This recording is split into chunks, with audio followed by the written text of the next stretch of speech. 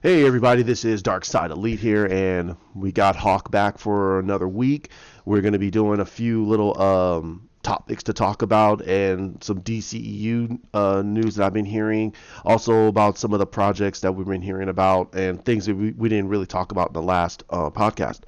So, so what's going on with you, Hawk?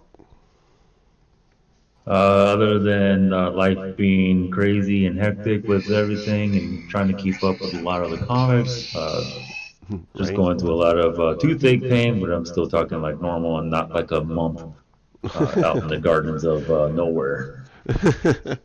Talking like mush mouth. Like, nah, we're good with Yeah, that. right. You're like CBD oil for the win. Right. All right. All right. So everything on my front is going pretty well. My job is going to be basically putting me back to work, so I'll be back to work probably starting next week. My store manager is going to get started on a few things in the store, and then I'm going to be the next person that comes in, and then we got to basically hazmat up. We're going to be doing masks and sanitizers all over the place. He's going to set that all up. But we're going to have limited hours. So because of the mall, not because of our business, but because of the mall itself. So I'm going to be. Well, yeah, Uh, you guys can't do like Sam's Club and let a freaking thousand people in the mall all at once. Like you yeah. gotta, here's 10 people, 10 minutes goes by, here's, or 20 minutes or whatever. Yeah. Space it out. Like if you're really worried about the coronavirus or COVID-19, whatever, Corona is what it is, Right. then space out the amount of people. 10 minutes, another 10, or 20 minutes, another 10. Give the people to walk around, space out. Like they're not going to be jumbled together. Yeah. Just don't Yeah. have people hanging out, sitting there doing nothing. Like, yo, this is not the hangout. You don't have air conditioning at the house? Well, that's too bad. Get a fan. Right. You're at the mall, buy a fan. Um. So but that means that since I'll be leaving a little earlier than normal from work, I'm definitely gonna try to get myself back into the gym. They've for this state, they basically opened up gyms again. So we got to see how No, that's and gonna I'm happen. still waiting in my area too for that. It's like, what the hell, man? Like, Yeah. I want to get back into the gym because I I'm know, annoyed. right? Even though grocery stores are the worst places to freaking get any level of disease, the gym is clean as hell, dude. Depending on the gym. If the gym isn't clean, I wouldn't Well, go there. real bodybuilder gyms, I would say, are cleaner than the grocery store. But when you go to Planet Fitness and all that, don't expect cleanly. It's not. Yeah. People are not cleanly at Planet Fitness. The weights are everywhere. People just Yeah. sitting there talking on the phone, sweating their ass on the bench. It's like I don't Yep. want your swamp ass on the bench because you want to talk to so and so on the phone. You can do that at home Right. or in a Starbucks. I don't go to Starbucks, so you can hang out in Starbucks. I don't drink coffee. We're good. Right. I All used to right. slap people's phones out of their hands, bro, when I went to because that remember back like a few years ago, I used to bench press 4 and change. So if you're in my way talking on the phone for 10 minutes, I'm smacking that phone to oblivion and I'm throwing it out the window. But I would smack the phone out only and tell them get the fuck out the way. Excuse my language. Gym etiquette, people. Gym etiquette. Right. Right. All right. So one of the first topics I would like to talk about is me and Hawk were yesterday. We're talking about basically superheroes and Superman, the difference between Superman, Batman, and I personally believe that people have a misconception about um, some of the things that DC did over, especially in the '90s, with those characters. And I think that people are blurred because they don't realize what happened between the '50s to the '70s, those 20 years Yeah. that was going on in DC, and hell, even what happened in Marvel. Marvel was actually beating the crap out of DC because because DC was in one staple point, but Marvel was building their universe so well Well, that go ahead. let's give a little side history here about Yeah. Marvel and DC. So DC was going bankrupt around the 70s and 80s. Yeah. What Stan Lee did was went over there and helped him fix the situation and build character development again and grab people to write proper stories and make a wider spectrum. And instead of limiting yourself only to that particular comic world, why don't you combine more of stories and make them more solid with each other and as a friend aspect. Mm-hmm. But later on, Stan Lee was going through some troubles in the 90s towards the end, and he had to file for bankruptcy, and DC came in and helped him, and he used that money to fund Blade. If it wasn't for Wesley Snipes, we wouldn't have Marvel today.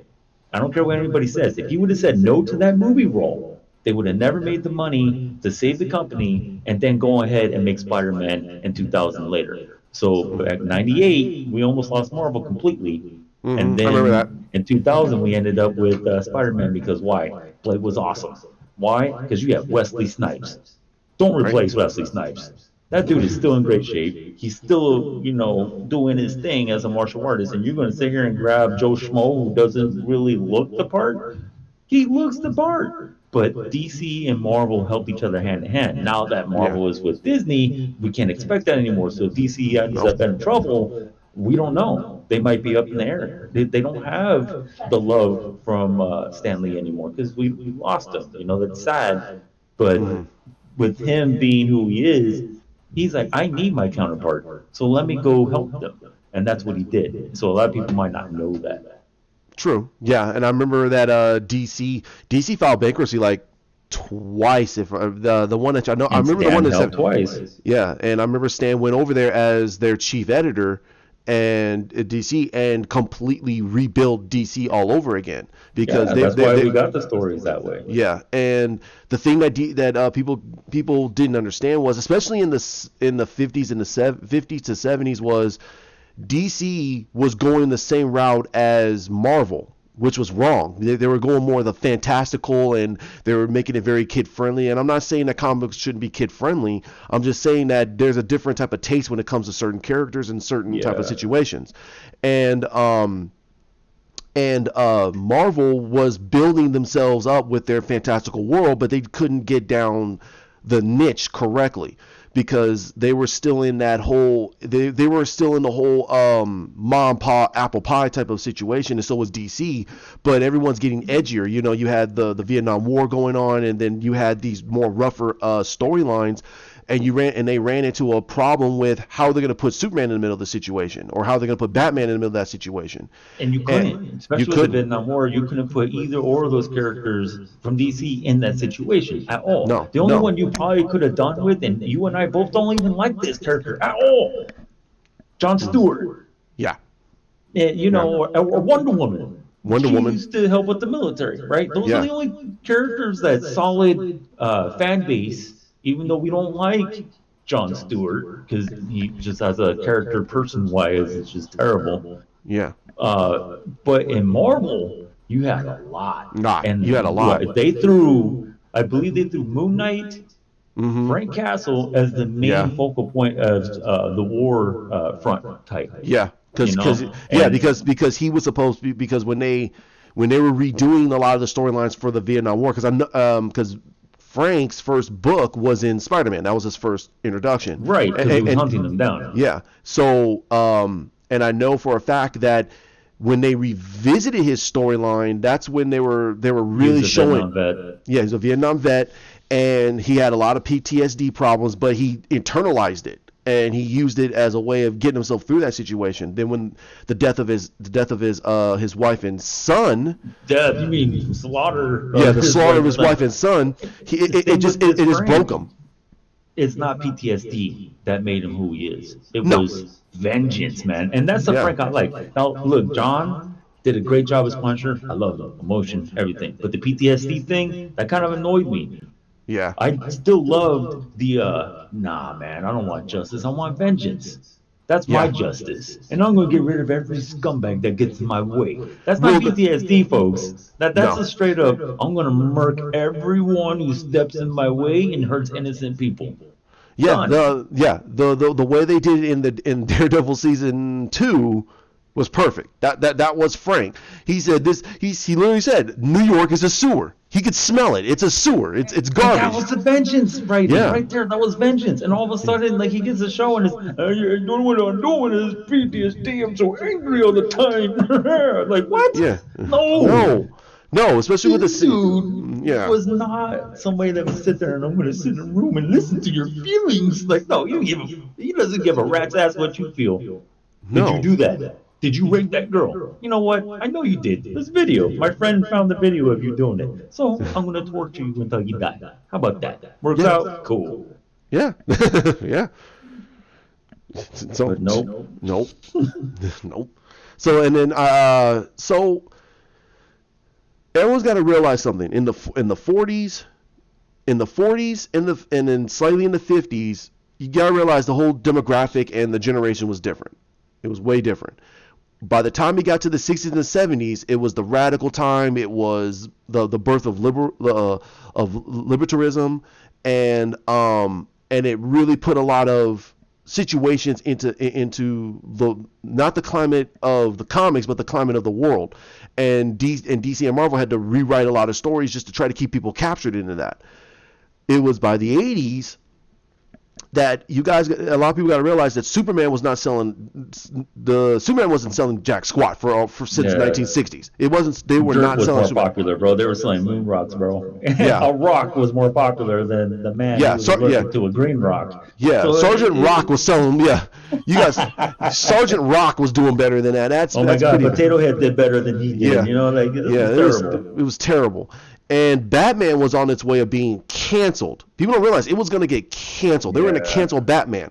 It was only till Frank Miller came in and did the Dark Knight Returns that revitalized Batman, because a lot of people got lucky. You got lucky, yeah, because if it wasn't for that book, I would say DC would have fell. DC would have been done. DC would have been done. There would have been no way they could have been able to basically keep themselves afloat until Stan Lee came in. Batman is their Spider-Man. You know, like people don't realize Marvel, even though Spider-Man's not a detective, but he's a scientist. He does his thing. He helps people, and he's been doing it since a teenager. However, he is the keystone character of Marvel, and they're trying to obliterate that, and that's not right. I hate that. No, but I mean, Batman is literally the keystone character. As a matter of fact, they wrote a whole blockbuster storyline about that. And then we had the Green Lantern Wars and all that. Why? Because Bruce is the keystone of the Earths, not just that particular Earth, Earths. So if you guys ever read that, I mean, Darkseid threw him in a situation where every time he tried to go back to his original Earth, and he ends up in another one, that particular Bruce in that world dies.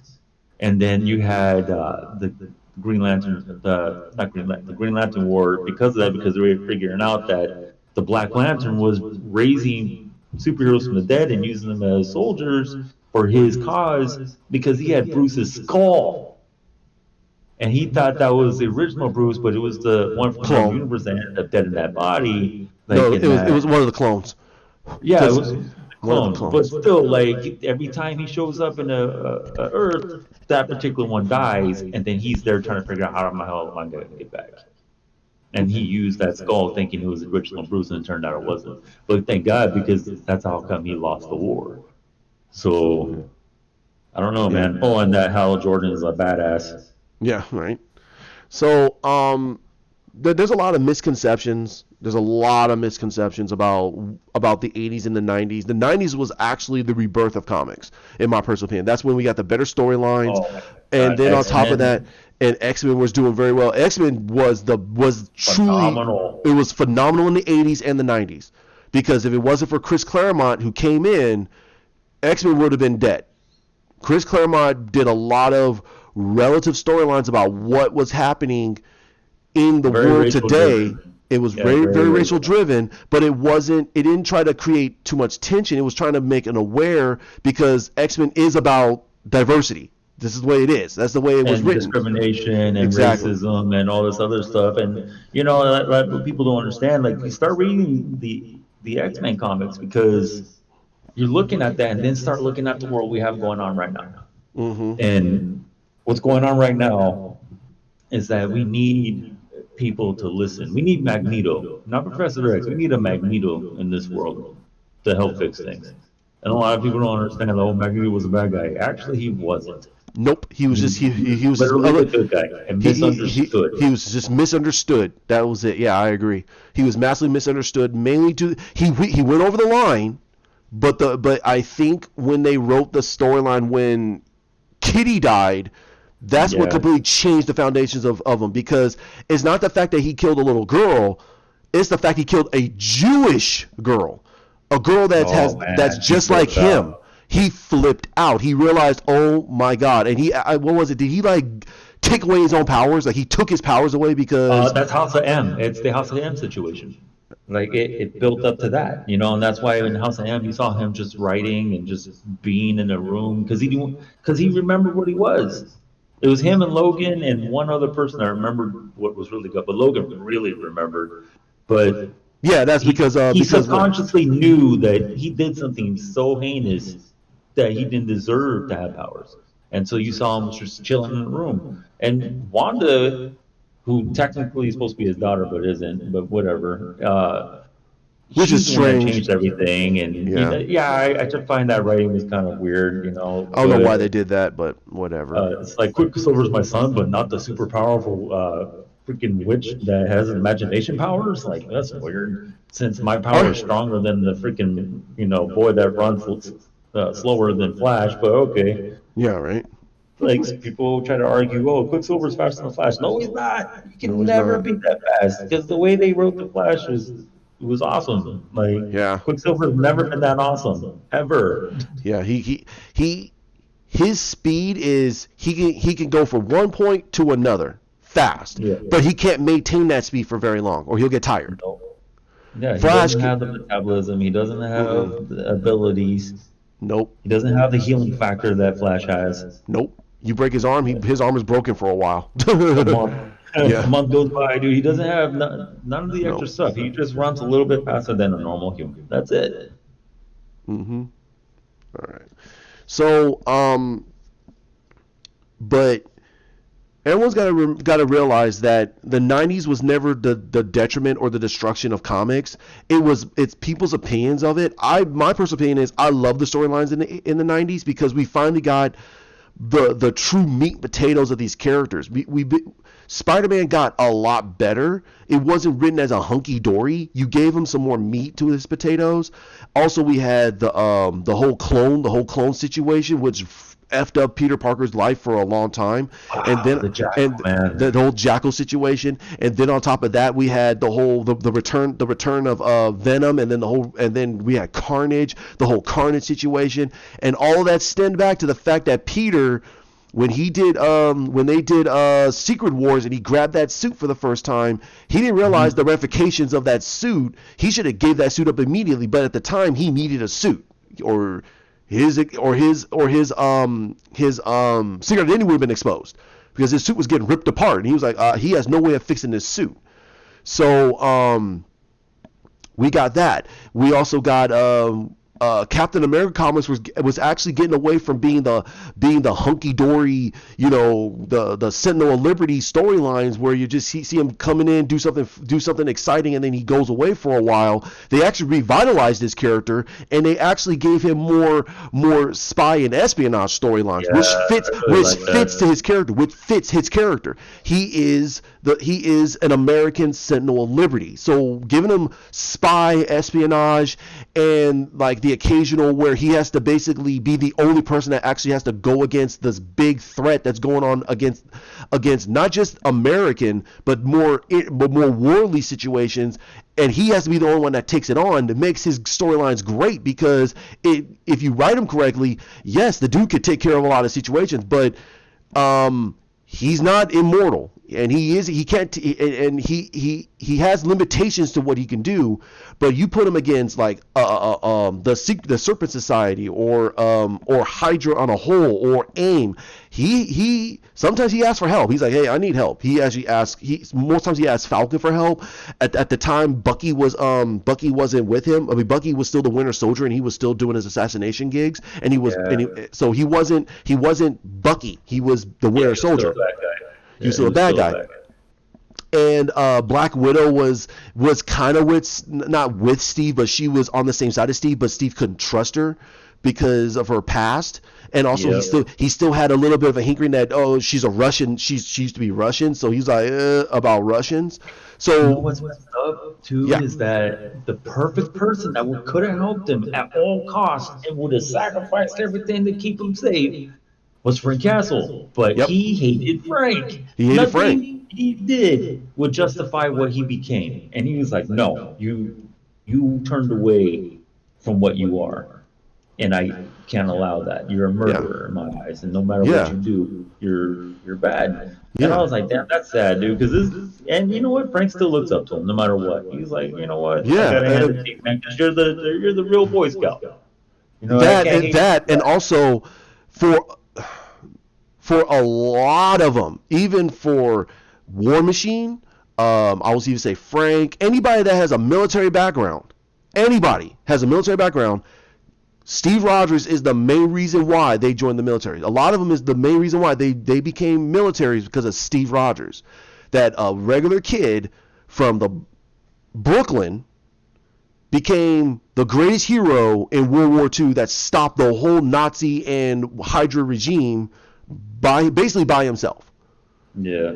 Basically by himself. He had help. I'm not saying he did all by himself. I'm not saying that, but we all know that he had help. But it was just because he was the symbol of the American ideal and the symbol of the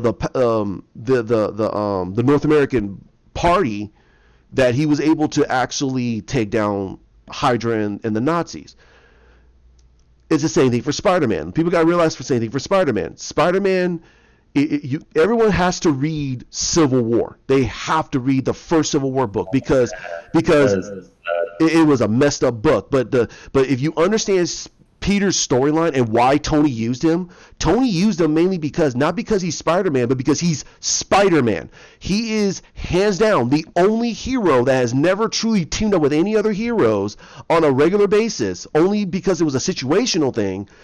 And he's taken on some of the most powerful villains that is so out of his playbook. He's taken on people that basically even the Avengers had a hard time taking on, and this guy was able to take them on.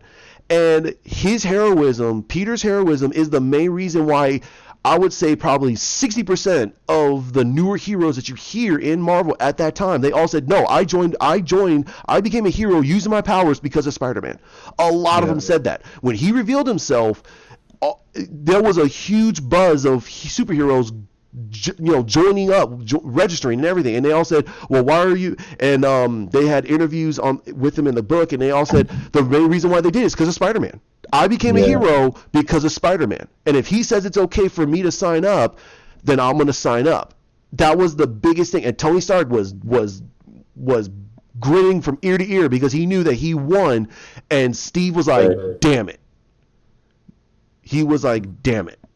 He lost. He lost that battle. He's like, he needed Spider-Man.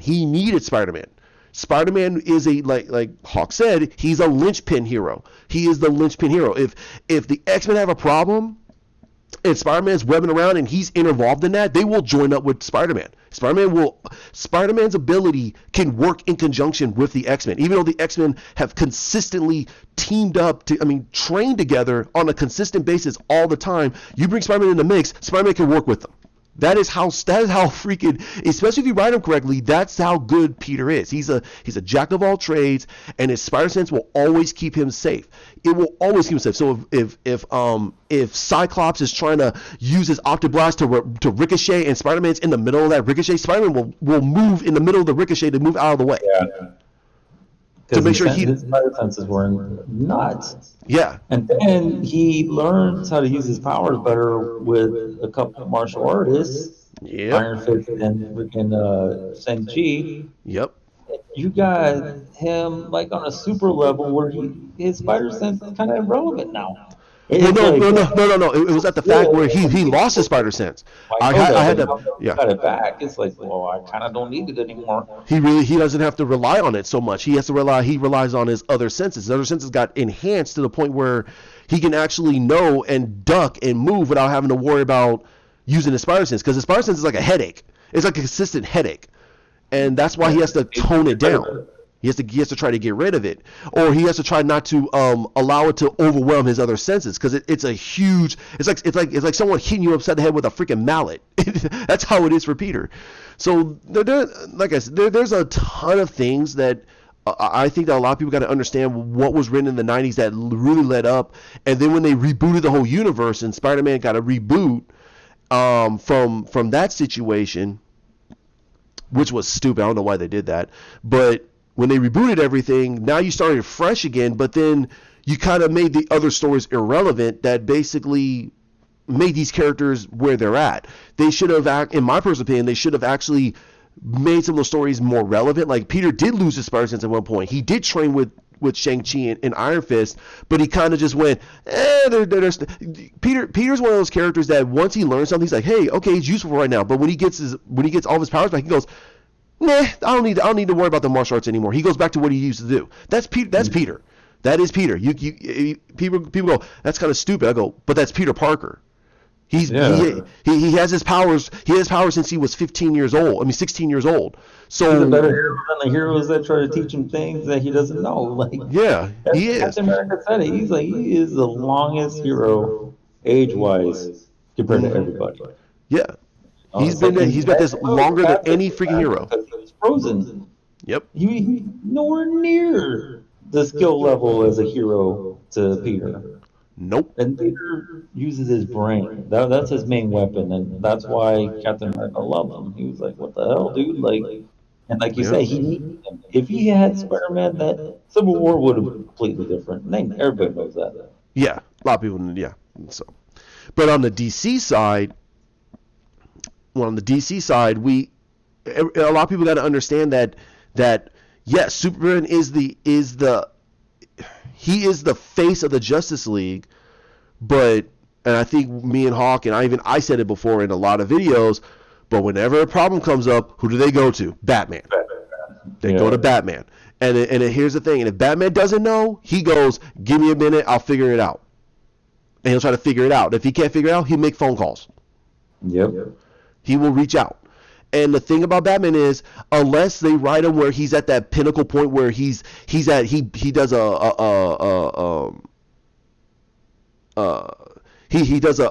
napalms, where he basically he says F everybody. That's the only time you ever see him burn bridges. Other than that, he tries to hold on to every little information he can because it helps him. It helps him in the longer run. When you say the napalm thing, it's kind of like if anybody has seen this animation, Doom. That's a napalm situation right there. And when everybody found out he was one that knew how to do all this, it's kind of scary. Like, this dude's human and he knows how to kill every superhero. Yeah. Or superhero where they can't do anything anymore. Nope. But he knows how to kill every single one of them. And they're like, well, what's your contingency plan for you? He's like, you guys. And walks off, and everybody's like, well, damn. Yeah. Yeah, well, I know how to kill all of you, but you're the only ones that can stop me as a team, and you guys don't work as a team, and that's how come you ended up in this situation. You got separated because you didn't pay attention. If you worked as a team, they would beat every obstacle and moved on. Yep. That's the thing a lot of people got to realize, that's the difference between the Justice League and the Avengers. The Avengers can work a little bit better as a team, mainly due to the fact is there's not one person on that team that's more powerful than everybody. On the Justice League, you have Superman, and that's the big gag. That's the big gag. That 1% of the team is Batman, Wonder Woman, Cyborg. We'll put Cyborg in there, but Flash, Green Lantern, and the 99% is Superman. And I go, no, not really, because the one thing about Superman is if he bum rushes and gets mollywopped, the person that's going to back him up is always going to be Wonder Woman. Wonder Woman's always going to back him up. Batman is never going to jump in the middle of a situation if he doesn't know what the hell's going on. He's like, nah, bro. Yeah. That looks dangerous. Let me wait and see how I can beat the person that's mopping you on the floor. Yeah. But it's different on the Avengers because The guy who's who's the strategist, the tactician, and knows how to work with a team who has a better team aspect and has better team strategies and everything else is Captain America, and he's usually the one that jumps in the middle, and everyone works around him. So and that's one of the things me and Hawk agreed with the first Avengers, because that made freaking sense. Everyone worked with Captain America.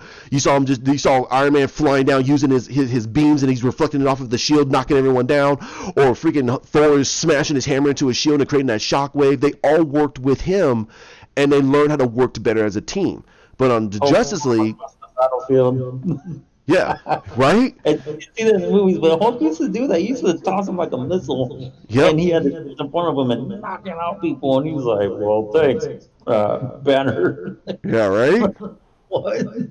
Right? Because he called him Bruce, he always called him Banner. But yeah, that's so funny. When he called him Bruce, it's like when he was confused about something. Right? But So, yeah, yeah, those are really funny. I mean, I remember when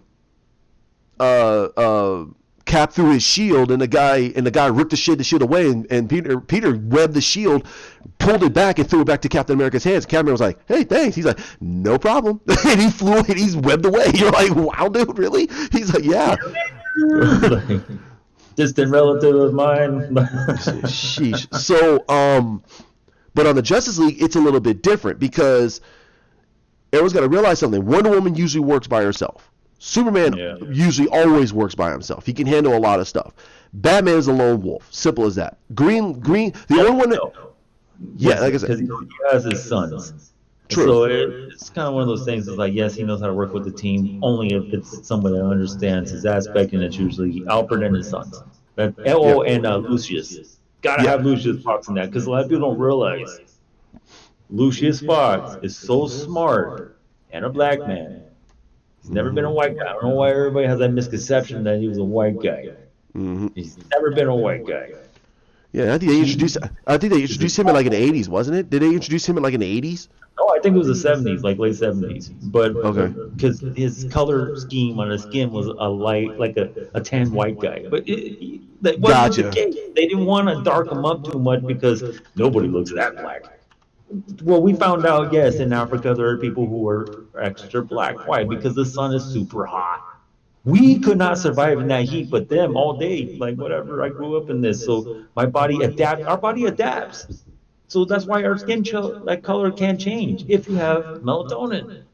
I don't have that, but thanks to them, they have that. I went from being brown to losing that. Why? Because I ended up with a skin disorder that freaking sucks.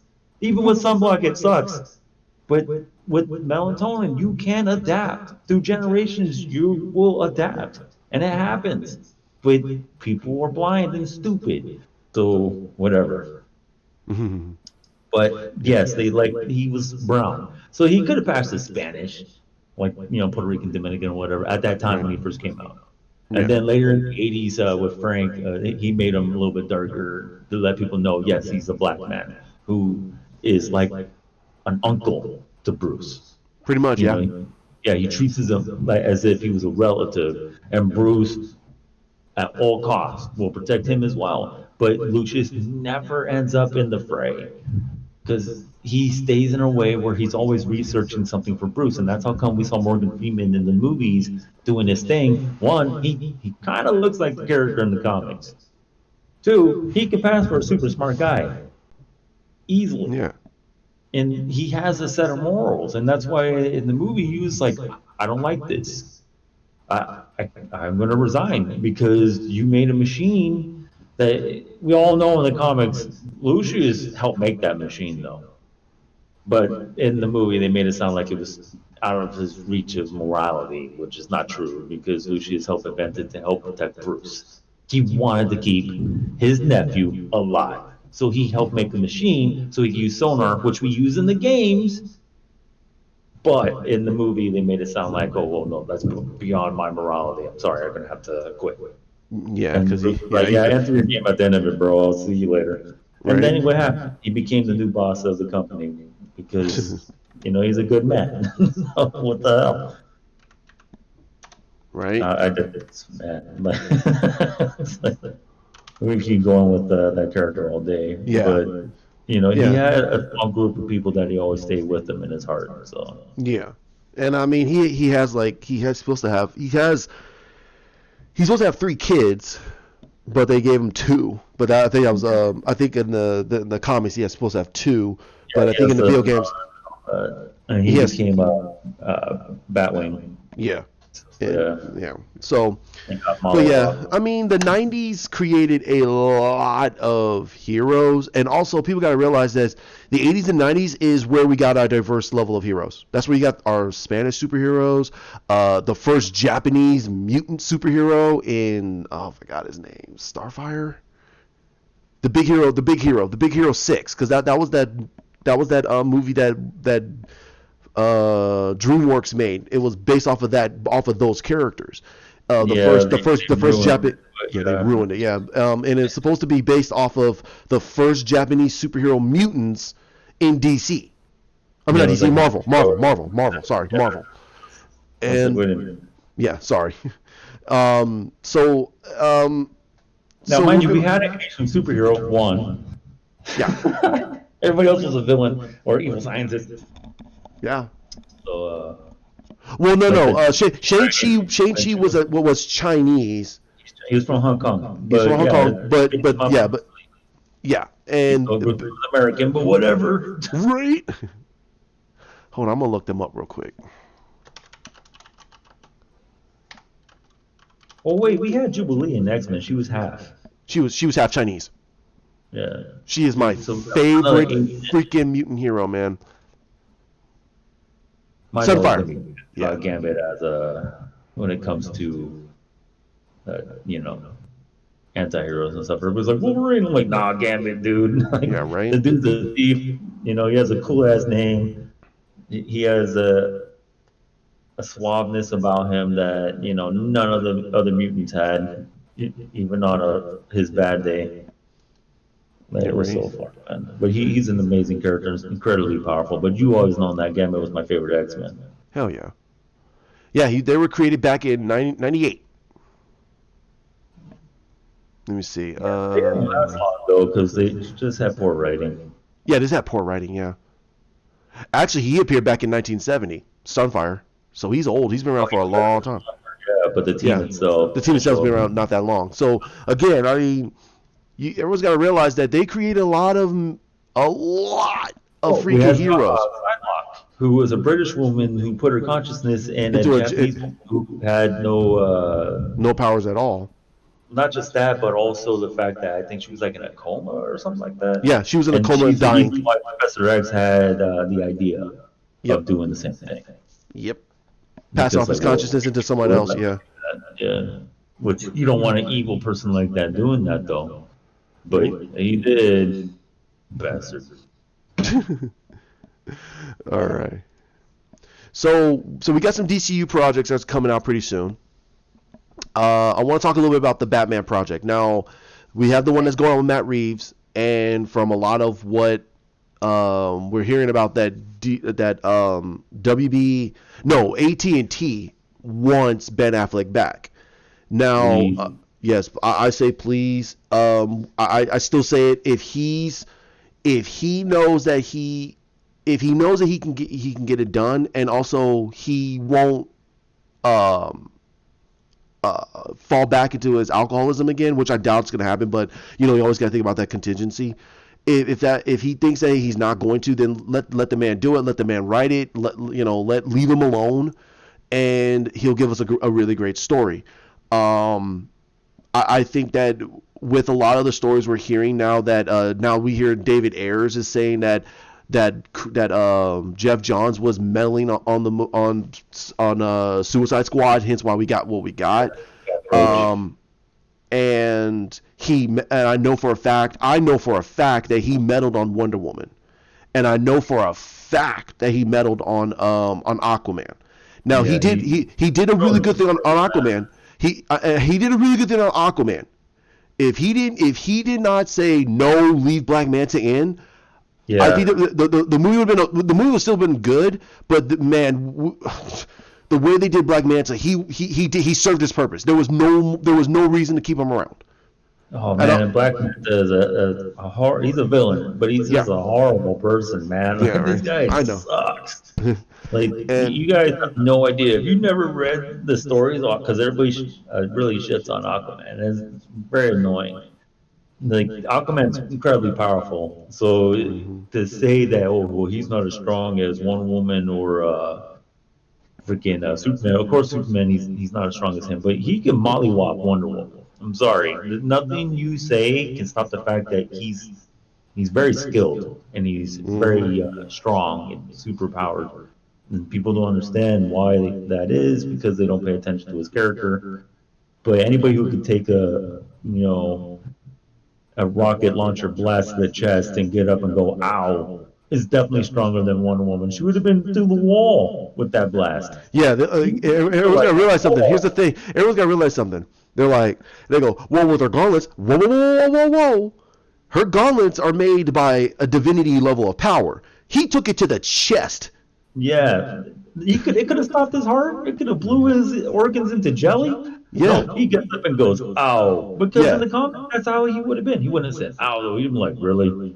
yeah. He been You mad. want to do this? You want to Yeah, do this right now?" He would have threw a piece of shrapnel at the dude's head and it'd been over. He yeah, does kill right. people. Don't get me wrong. He doesn't really like humans, even though he's half.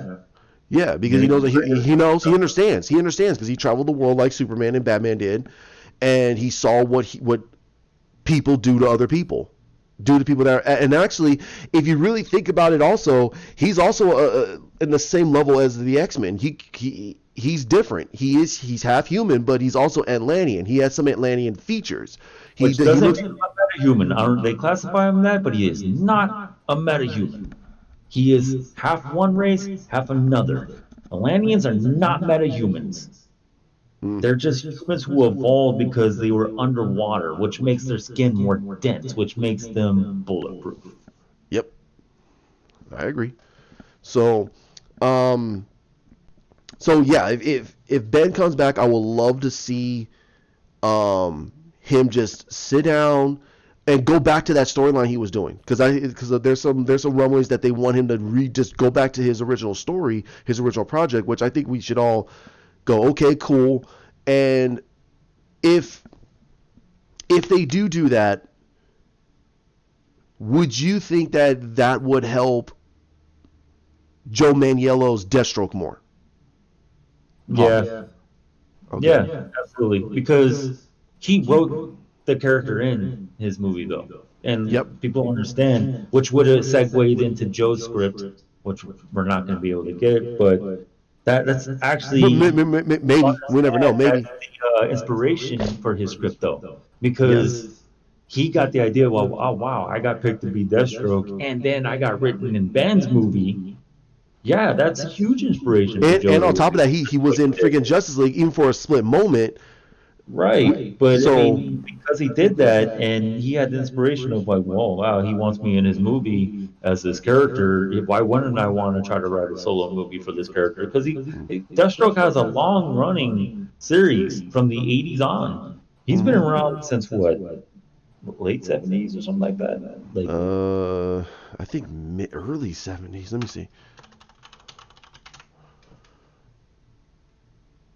Oh no, 80s. Yeah, 80s. Wow. So he's been around for about 30 years. No, 40 yeah, years now. 40 years yeah, 'cause I now. was thinking late '70s. It was sometime in the '80s that he showed up, Yeah. and then I think it was like a little over a decade, we had Deadpool show up, which was in '92. For all Yeah. you guys want to know, and Deadpool's one of my favorites. I have him tattooed on my hand. He's one of my favorite characters in Marvel. And Mhm. then obviously for DC, you already know my superhero list, but Batman's always on number one. But my favorite DC villain of all time is Joker. And Mhm. then after that, man, it's really hard because I would have to say Vandal Savage second, and then Gorilla Grodd, and Gotcha. then uh, Zoom. And the reason why I say Uh, whoa, hold on, because hold on. Eobard Thawne or Hunter Zolomon? I would say Eobard. Okay. Hunter's okay, but I would definitely say Eobard. Eobard was definitely smarter about what he did. And he was a scumbag, dude. He's a Like, mad was a scumbag, complete dude. He's a mad scumbag, dude. But he knew his place, though. Oh yeah, And let people understand that when he was with the Joker, didn't matter how he used his abilities, he knew he could never outsmart the Joker. He knew it because he was like, yo, this dude's way smarter than what he plays, and I don't want to play on this dude's team. I don't want to work with a psychopath. And then when it nope. comes to like, normal human villains, I would have to go with my boy Black Mask.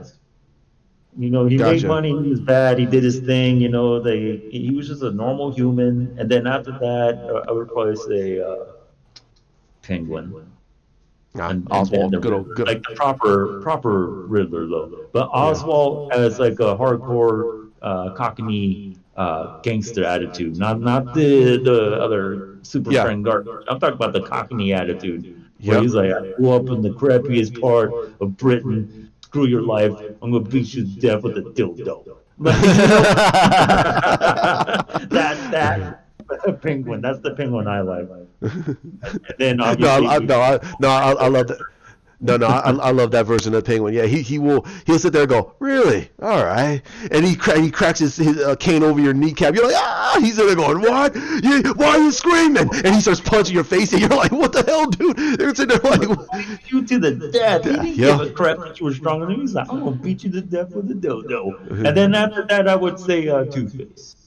So it would yeah, go, you know, Riddler then Two Face. Because Riddler has the Jigsaw murderer attitude, and yep, then like I know we both like that one because I like it. Just reminded me, Saw was like, oh wow, that's the Riddler for real, man, just on a yep. sadistic level. There's And on a more then sadistic level. after Yeah, that, yeah. because Two Face he wasn't as smart as Black Mask Nope. human wise. But he had his own gangster mentality as if he He was like early he 1900s, not the 20s, but early 1900s attitude. yeah. To be honest, he was straight up like, yes, I had the 1920s, you know, 30s gangster prohibition thing going on, but I evolved and now I'm the modern day gangster.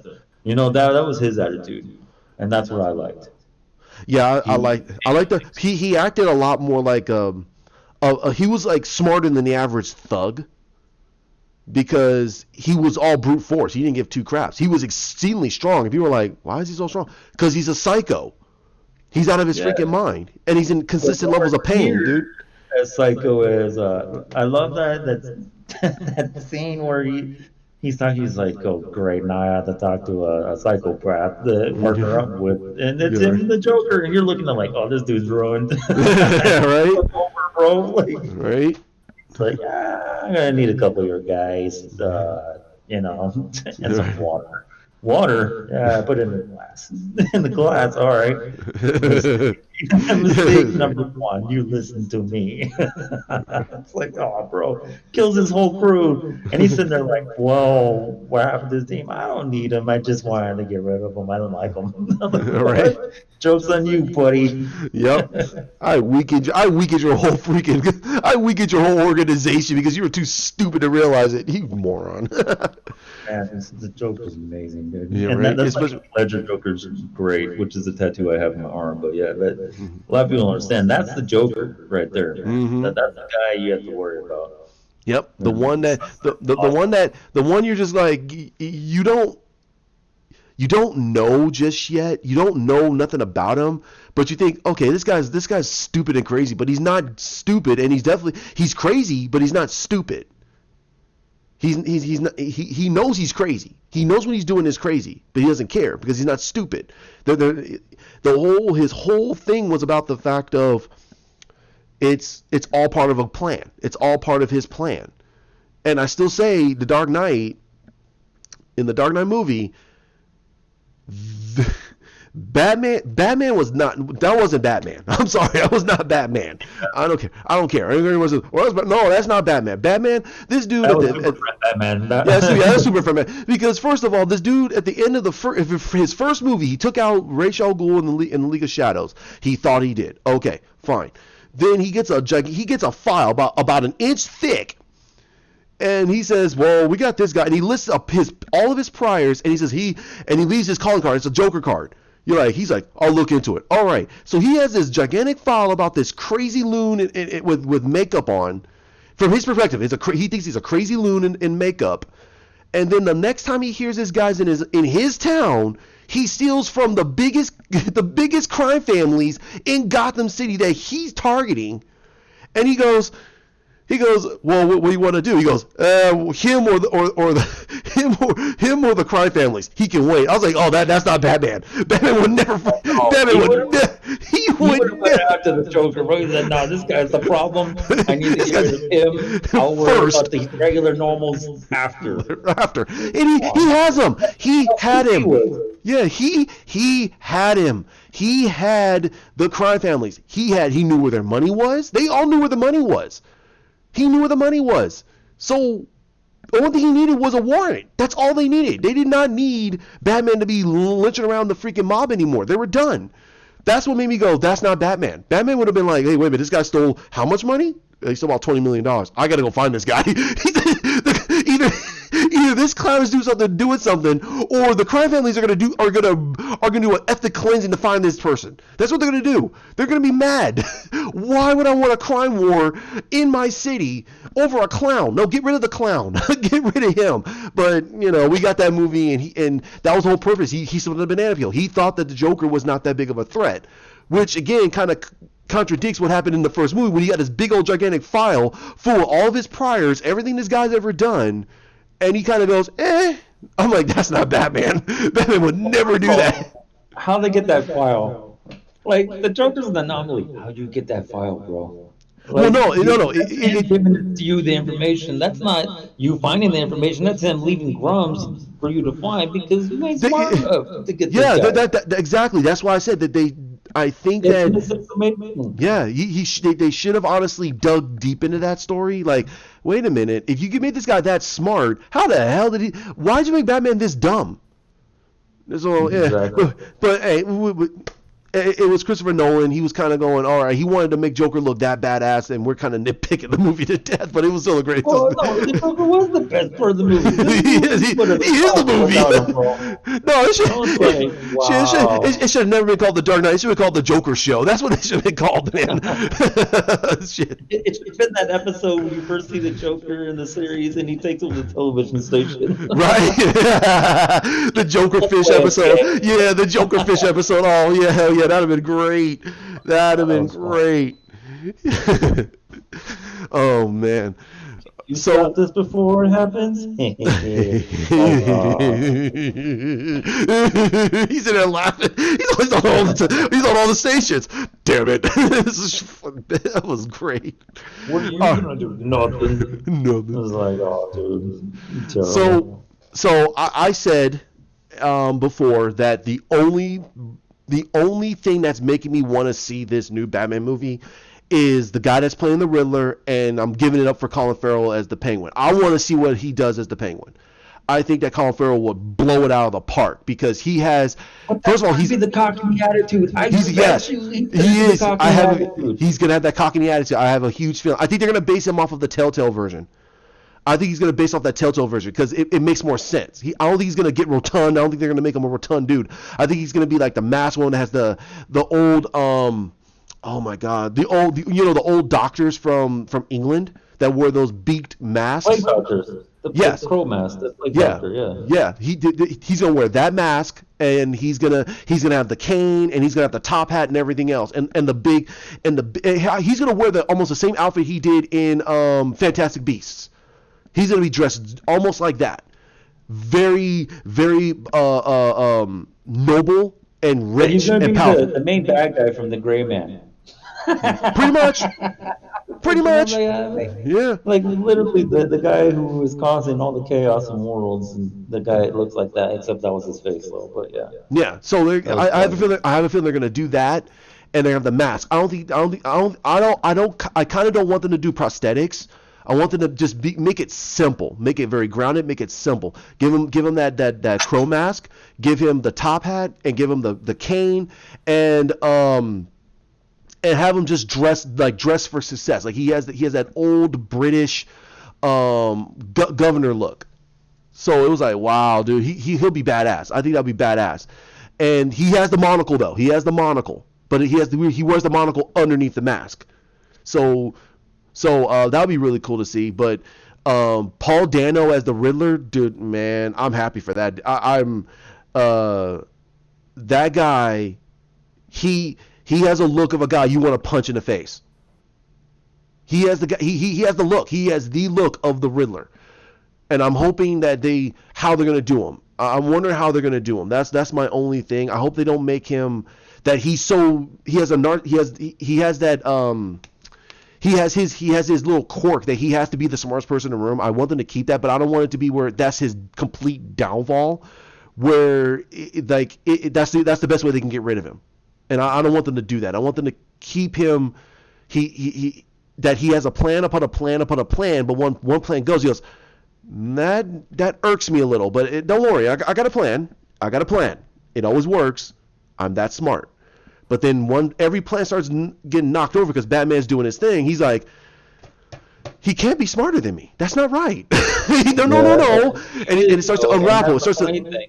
Yeah, he is, but he isn't. Yeah. A lot of people want to understand that, like, Bruce is smarter because he's constantly thinking analytically, while the Riddler doesn't always think like that because he gets upset when he gets outsmarted. So he ends up with the child mentality, and it ruins him, and that's why Bruce always gets him on that. And also in the fact, here's the number one fact, and I said this years ago. The main reason why the Riddler, this is my reason why I believe the Riddler always loses to Batman is because Batman is a psychoanalyst. He analyzed the Riddler and knows his psychological profile, and he uses it always against analytical him. about what he does, and he's looking at him like, dude, this is what's gonna make you happen. Yep, and that's what he does. He does that to Two-Face. He does it to Penguin. He does it to the Riddler. He does it to almost all his villains. The only one that still he figures it out, but then he understands it is the Joker. Only because Hawk knows. There's sometimes the Joker does a plan that he wants it to fail because he's just doing it just to have fun. And then there's other plans where he knows that there's no way Batman should be able to beat this plan. This is his major plan. And sometimes it goes beautifully, but then at the very end he's like, wait a minute, that should never have happened. Huh. Well, you caught me. And he starts laughing. He's like, and Joe Batman's sitting there going, you burned down half my city. Joke's on you. He's like, you son of a bitch. One day, bro. Right. So I mean that's the thing. Batman always uses his the psychological profile of all. Oh, and even Poison Ivy. So he uses always the psychological profile of his villains to defeat them. And that's how he always has a one-up on him. Riddler is very easy, but only if the Riddler keeps his calm. If he keeps his calm and keeps his cool, there's no way Batman can beat him. No way. Because even Batman says, no, and when it comes to raw intelligence, Riddler is smarter than me. Flat. There's no way he can beat him. Riddler is, I think he's like the third smartest person in all of DC. Regular person. Yeah. So there's no way. But I'm hoping that what Matt Reeves does is he makes the Riddler. I'm just hoping I give faith to Matt Reeves because again he gave us the Apes movies. He made us care about these characters, and he wrote a lot of great instances for them for us to feel their humanity. And I'm hoping with this one that we understand the Riddler. We kind of feel for him a little bit, but we know that this dude's he's a complete sociopath. He's a complete sociopath. He doesn't give two craps. Because he believes he's the smartest person in the room. He believes it, and I'm hoping that. But that's the only thing I'm hoping. But my major hope is we get Ben back, and they use Ben's Batman and move forward with that version of the Batman for the DCEU. And what Matt Reeves does, that's his project. And if we want to see it, we want to see it. If we don't want to see it, we also have another Batman to worry about. But I think that's what, in my personal opinion, that's what DC is trying to do. And I think a lot of people they feel that the regular audience is going to be confused. But I think that the regular audience isn't going to be confused, mainly to the fact of, if they understand that this version, like especially if Henry Cavill, you see Henry Cavill and Ben Affleck together, and they're having fun and everything else, and you see all what we saw in Justice League, they're all together, not Justice League, but we saw all the promotions, they're all together and having fun, they're excited. Then we know that yeah. Well, no, yeah. Joss Whedon's version, yes. But I'm saying in the promotions that the actors and actresses are all like they know that this is the movie they want to do. They're happy about it and everything's cool. Then we know that we're gonna get that version of DCU. Matt Reeves can sit there and say, yeah, it's not part of DCU. I just want to do a Batman project. It's like, oh, okay, cool. So if then we're getting the best of both worlds. If you like both, you like both. If you like one or the other, at least you got one or the other. You're not just going, okay, now we're just stuck with, I'm not saying it in a bad way, but we're not stuck with Ben's version, and you have some people that like it, some people that don't, and it's not making any money for WB. But if you have Matt Reeves' version and Ben's version, and they're both working in the same venue, people are going to go, hey, you know what? I like them both. I'll give both of them a chance, and they're going to make double the profit. Everybody's got to understand different Earths. Yep. Different Earth. Yep. All right. And so understand that, then accept the movies for what it is. Well, why are they doing two? Different Earth. Different Earth. Just move on. Yeah. What the The hell? Watchmen were a part of a different Earth. They're not a part of what the normal scheme of things are. Yeah, they were. Now they are. They weren't. But they became out because of Doomsday Clock and everything. They just truly now they became part of it. Yep, they're part of the DCE. They're part of the DC universe now. They're a different Earth, but they're part of that universe now. They're not that universe didn't get completely wiped out, so it's there. All right, so the next one is the Flash, and we're not going to be worrying about the Flash until 2022. And I know, and we got my man who did it. I'm gonna say right here and now, I don't care. Take your time. Just give me a really good story. I love Ezra Miller as that version of Barry. I think that he really captured the innocence of Barry. Yeah, he captured the innocence of Barry, and also he captured the intelligence of Barry, way better than Grant Gustin did. And I'm not. Yeah. I'm not knocking Grant Gustin's version, but the way they built that TV show is he has a team around him. This version of Barry is by himself, and he has better understanding of the physics. Yeah. The Flash never had a team. He didn't have people helping him do this stuff. He didn't have scientists helping him research and hunt down freaking metas. He didn't have that. He ended up with Kid Flash later and all that, Wally and all that. But a lot of people don't understand that this dude didn't want teams. He was like Batman in that sense. He was smarter than pretty much everybody in that city. He didn't need a scientist. He was like, no, I got this. He learned how to use his powers in creative ways. Wally just pure awesome when later on as he gets older. But the only team he ever was a part of, well, two technically, but it's technically Justice League, but Super Friends and Justice League is the only time he had a team. Why? Because Batman was on the team. Right? He didn't care about Superman, Wonder Woman, Green Lantern. Well, Green Lantern and him became friends later, but like, Batman's up there? No way. I got to see this. Yeah, like, I heard about that dude. Yeah, Batman. It was Batman and Green Arrow. He was friends with Hal for a while, but they weren't friends for very long because Hal passed away and did the whole thing with Parallax. But he was really good friends with Oliver Queen and Batman. But he didn't know Batman was Bruce Wayne until way later. But still, but figured it out. And that was the awesome part. Yeah. So, I want your opinion about what. Now they're talking about they want to do Flashpoint. They want to try to use the story of Flashpoint as a way of doing the Flash story, and I say no. Don't use Flashpoint. I don't want that. What story do you think they should do, and who do you think should be the first villain? Honestly, I don't want Eobard as the first villain though. It's a little much right now. I think the first villain should be probably one of the other rogues, or maybe even Gorilla Grodd. Maybe even Gorilla. Because look, people understand Gorilla Grodd in a movie is okay. He's smart. He's not stupid. He's not a sensitive little animal. He was very intelligent. And that would give Flash a run for his money. That's a good starter point. Introduce one of the other rogues because Gorilla Grodd used to manipulate a lot of the rogues like Mirror Master and Mm-hmm. Trickster. He used to manipulate these dudes to do things for him. So you can actually make that as a standpoint by you don't even hit Gorilla Grodd in the movie. You don't even see him until you find out it was his plan the whole time, and that's the second movie. And then Eobard comes along and helps him out. That you could do that. Yeah. Gorilla Grodd did that a lot. He was very Now, manipulative. do you think that they should do the whole that he came from Gorilla City, or do you think that they should make it where they kind of did it in the DCAU in the Justice League one where he was An he no experiment. no no yeah he was I think that was the classic one, wasn't it? That was the classic story. Like he was, yeah. So yeah, should they do the one with the Gorilla City, or do you think they should do the one where they genetically created him and he just became, and over time he kind of did the Charlie situation where he got getting smarter and smarter, the Lawnmower Man situation where he got smarter and smarter, and he got too smart to the point where he was able to manipulate everybody because he learned telepathy.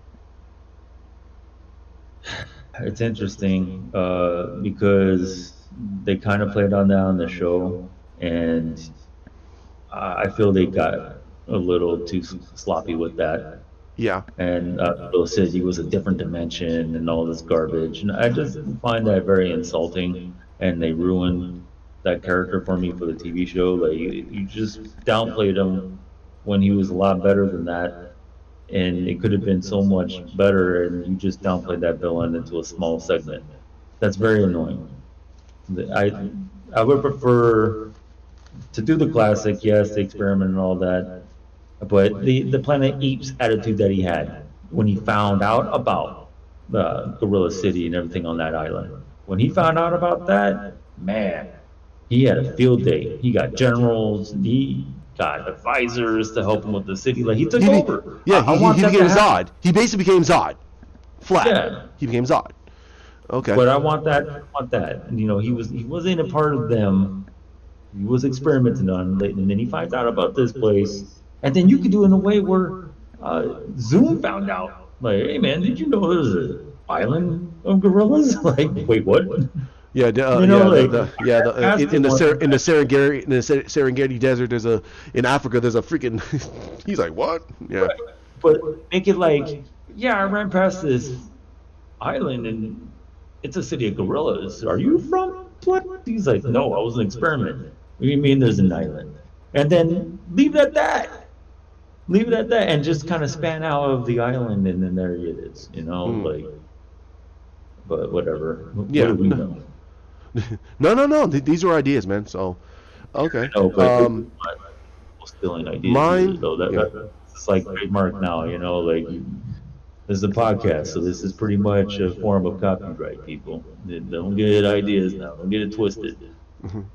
Um, Mine would be, I would like for them to do Captain Cold and Heatwave, Yeah, and get it. just do the Rogues. Do the Rogues. I would say do the Rogues because the TV show will never do the Rogues, and they also gender bended the Rogues. They gender bended Yeah, all of I them. don't want that. Just do the I don't want rogues that. the way they're supposed They're to supposed be. to be, and um, do and have them together. It's just basically Captain Cold and Heatwave, and they've been doing some stuff in the city. Kind of give us a catch up on that. So I would say do it like how they do Spider-Man, where he says, yeah, I'm in the Flash for blah blah blah blah blah, and I've been taking on all these villains and run around helping everybody. He shows them painting houses and he's fixing things in cars, and all of a sudden he goes, but there was one guy that really kind of gave me the chill. Yeah, that's right, that guy, Leonard Snart. And he shows him fighting Leonard Snart, and he shows him fighting Rick Morty, Mick Rory, and he goes, yeah, but I took care of those guys, just, like the Flash I can. And you're like, what a goofy. And it shows him in jail, and then it catches up that, yeah, that Leonard and Mick, Leonard's sitting there saying this was all part of his plan and everything else, and he devises a plan to get Captain Boomerang out of, oh my God, where the heck was it? He doesn't know Wasn't he's on the prison, uh, out of the prison. Not he doesn't know that he's part of Suicide Squad. He knows he's in that prison. Yeah, he was in the same prison as Bane at one point, right? Yeah. Because Bane was in Because yeah, Bane was in Blackgate at one point, but then they was like nope, he's going to create a freaking guard, so they threw him over to that other. Yeah, they didn't send him back to the San Francisco. No, they sent him to the place where basically the Suicide Squad is, and they were yeah, like, yeah. no, How we have, what was it, Rikers yeah, in Marvel? It's their little island of like evil people that they need to keep away, far, far away from everybody. They let me see. also I'm have sorry. one that's on the ground too, though. No, yeah, I think so. I think they have one that's on the ground. Let me see. Bel Rev. That's where they went to. Bel Rev. They go to Bell. He goes to Bel Rev.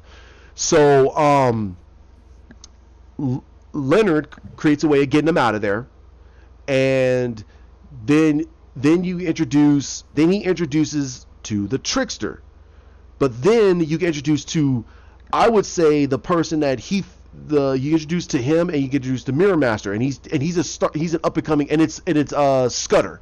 It's not it's the first Mirror Master. It's the first Mirror Master. The legit one. Not McCullough. Yeah, not McCullough. It should be The Sam Scudder. legit meta. Yeah, and Cutter has has the technology and everything, and Leonard's plan is to basically send the Flash into the Mirrorverse, which is basically it's almost like Bizarro World. Basically, that's what it is. So when he runs in there, for some reason, he's feeling like his energy is slowly leaving. He's getting slower. So you have this whole situation where he starts to figure out, okay, I got to get out of here. And he figures out how to get out of it and everything else, and he defeats them. Their master plan was to steal these crystals and this and that. And at the very end of it, you kind of find out who actually hired him, and it's Gorilla Grodd. And Gorilla Grodd is using it to create his crown, that he can actually use to take over human beings and yes, everything. human beings, exactly. And that's what I would do. And I know people are like, well, what about Reverse Flash? What about Eobard Thawne? I go, yeah, but what makes you think that as smart as Gorilla Grodd is, he's not going to be smarter than Eobard Thawne? Eobard Thawne is from the future, so you can also make it where this is Eobard Thawne trying to test Barry Allen to push him over the edge, so when he does his master plan, which is supposed to destroy all of this universe, to fix what was broken, you got to find out that the whole situation is dimmed from the fact of what happened in Snyder's Justice League, because there's things that happened in Snyder's Justice League where the Flash went back in time to prevent the fact that they died and fixed it, and that's how they lived. So that was in Snyder's cut. That the Flash, the scene where Cyborg was trying to separate the mother boxes, and he did it wrong because Superman wasn't there in time, and he tried to, and that's when he screamed out Barry, and the whole thing blew up, and Barry was like, oh boy, and he ran. That's when he saw the big gigantic lightning strike when he was running, because he was running through time. Yep. And that's how. I don't know how Zach was going to do it. It's going to be an awesome thing, but he was going to have the Flash go back in time and go back in time up to that point and have the Flash fix everything and get Superman to fly back to help him, because Superman's strong enough to pull the mother boxes away. So with him and Cyborg doing it, it would save everybody. And that's what happened. Because of what the Flash did there, that's what sent ripples into Eobard's time and screwed something up, and Eobard's like, hey, wait a minute, what the hell did he do? And something is bad, so he has to go back and try to fix what the Flash did. He doesn't know what he did because he went through time so much time. I mean, there's a lot of timey-wimey you can put in there, but it's Eobard's plan is to fix what Barry did, but inadvertently he created a time paradox, and that's when you have the whole time paradox thing happen. Eobard didn't start as a bad guy, but he got bitter because of what Barry thought playing around, doing things that he shouldn't have been doing, started messing things up, and he's like, you know what, I'm tired of you. I hate your whole Well, family. I know, and then here's the messed up part. And then they did the whole self prophecy where he was his greatest hero. He was a great hero, but he became his greatest villain because he saw that that inside the Flash Museum, the mural, and it says his greatest enemy, the Reverse Flash, aka Eobard Thawne, and he snapped because of it. They changed all that in the new one, and I'm like, what? They showed that he went back in time, and he was his sidekick. He was the Flash's sidekick for so long, and he had a lot of respect and care and everything. And Flash is the one that taught him how to use his powers and everything. And then when he went back in time again to meet him up with them, he basically was loundering all over Wally and teaching Wally all this stuff, and he was talking to him like you're my friend and this and that, and he just like, are you kidding me? And that's what basically he started to grow angry towards Barry because Barry forgot about him. Well, what the fuck, dude? You ruined this whole dude's life over there. I like the mental breakdown one better. Like it was a self process. Like, but wait a minute, I just wanted to be a hero, but I'm gonna be his villain. Well, okay. Fuck it. Okay. All right. I'm gonna make him. His whole mentality was, I'm gonna make him a hero. I'll make him the best hero possible. But he cracked. He just completely cracked and said, no, I'm gonna ruin your life.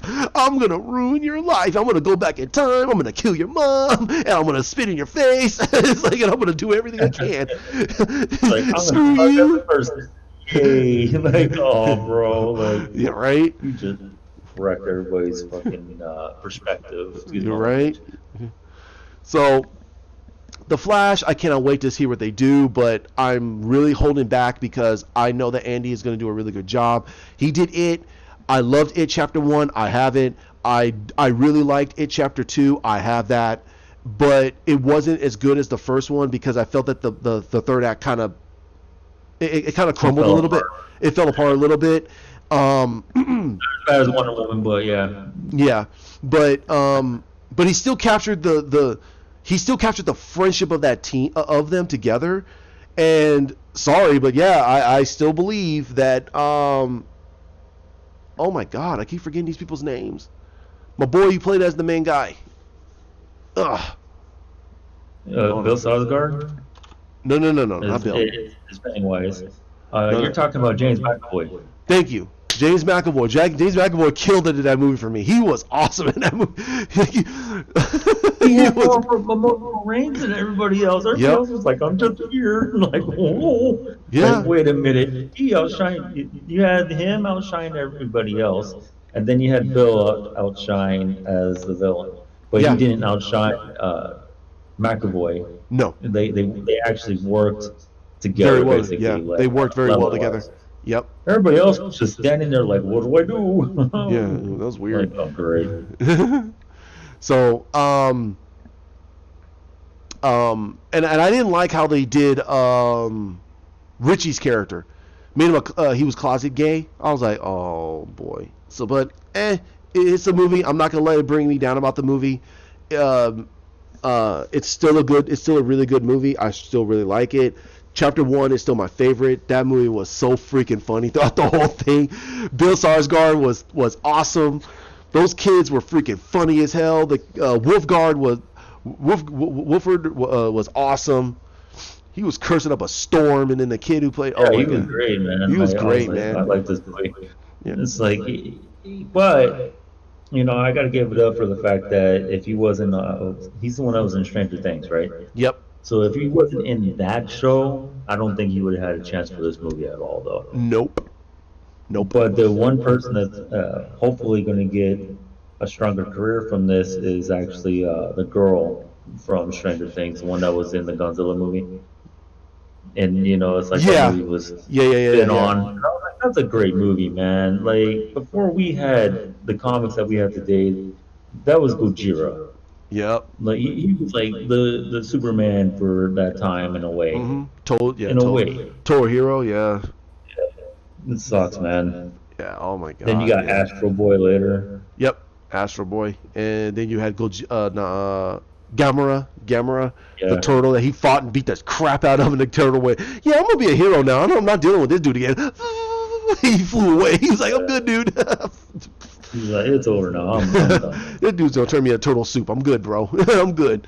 So yeah, those were really good, and I can't wait to see Godzilla versus King Kong. King Kong versus Godzilla. You That's gotta gonna be make that. You no, have to make that. I no, don't they're care making what you it. say about it. I know they are, but it's like you can't just say, "Well, this movie flopped." No, it didn't. No, it didn't. No, it didn't. Nope. Then you have to make the King Kong one now. Like, Yeah. there's nothing you can do now to stop that. Like, No. it gained momentum finally. Yeah, and then when I went to go see it, the scene where King Ghidorah was chasing those humans down in the plane, and that thing was getting closer and closer. We're sitting there going, I was sitting there going, dude, they're so screwed. You had Kyle sitting there going, dude, I'm dead. He looked at it like, we're dead. There's nothing we can do. We can't stop this guy. And then out of nowhere, and then here comes Godzilla, grabbed him and tossed him in the water. It was like everybody in the theater went, yeah! Like, Godzilla's awesome. You And know, then, yeah, Watanabe, which I love that he's in that movie though, and I uh-huh. love how he sacrificed himself to save him because he was like, "Nah, bro, like you need to be saved. You need to be saved, and I'm going to be the one to do it because I know what you are. I know you're the guardian of Earth. I gotta save you. I gotta give you more power." And blowing up that nuke in there, man, that was amazing, dude. How he just saved them like that. It was like Yep. calling out for a healing potion, basically, and he was like, "Yo, no, you're gonna Healing survive." potion. The Deadpool Healing called out. potion. Right? Yeah, man, there it is, man. He saved them. He was like, "No, I know what you are. I can't Right? allow you to die because of some alien. Like, screw that." Right? Like, uh, I heard that a lot of people didn't like that because they're like, King Ghidorah being but an that's how it alien, but is. I was like, But but that's wait a how it minute, was. that's how it was, dude. He was an He alien, dude. is. Yeah, Godzilla hated his ass. He hated Wait, him. hold on. Not just that, but homie killed his wife. Yeah, He killed his wife, and the whole premise of Gojira, he was to protect the unborn egg of their child yeah. because that scumbag killed his mate. You killed Right, homie's wife, and he hates you for life. He's like, you don't even belong on this planet. What the hell is wrong with you? Like, right. yeah. Oh my Uh, God. And then what? Then I what mean, was it? that's the history of America right there, man. We Right. made this land into ours. Like, oh, Yeah, great. right. And then what was it? And then the butterfly. They made the butterfly the queen of the monsters, and she gave up her power to actually give into him to empower. Oh, dude, I gotta get that movie. I gotta get that movie, man. Mothra? Hold on, Mothra. Yeah, They made Mothra. well, I mean, a lot of people don't realize butterflies are cool and all, but there's a lot of moths are actually more beautiful than butterflies. It's, it sounds weird, but if you really look at moths, there's a lot of them out there that we don't get to see because they're in different countries. They're actually more beautiful than butterflies. So it's really strange. There's a Venezuelan poodle moth. It looks like a freaking Pokemon. No butterfly looks like that. You can keep that thing as a pet and be happy. And for all of those that like Pokemon, look that thing up. It's awesome. It's real. It's not fake. Right. So check it out. It's actually really cool. No, but I don't like butterflies like that. No colors. No, this one looks like a living pet. Like, no, give me that. There's a wolf moth. It's like all furry and crazy looking, but it's cool looking.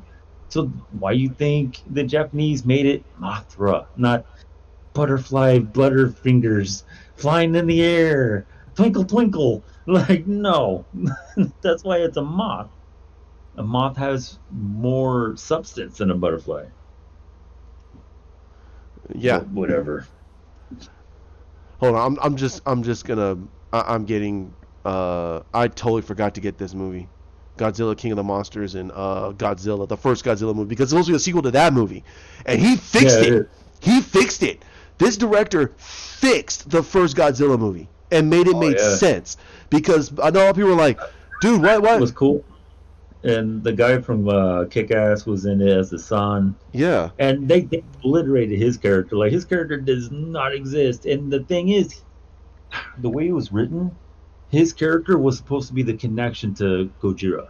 yep, His character was the one that had the understanding and empathy, and Gojira would have protected them if he asked for it.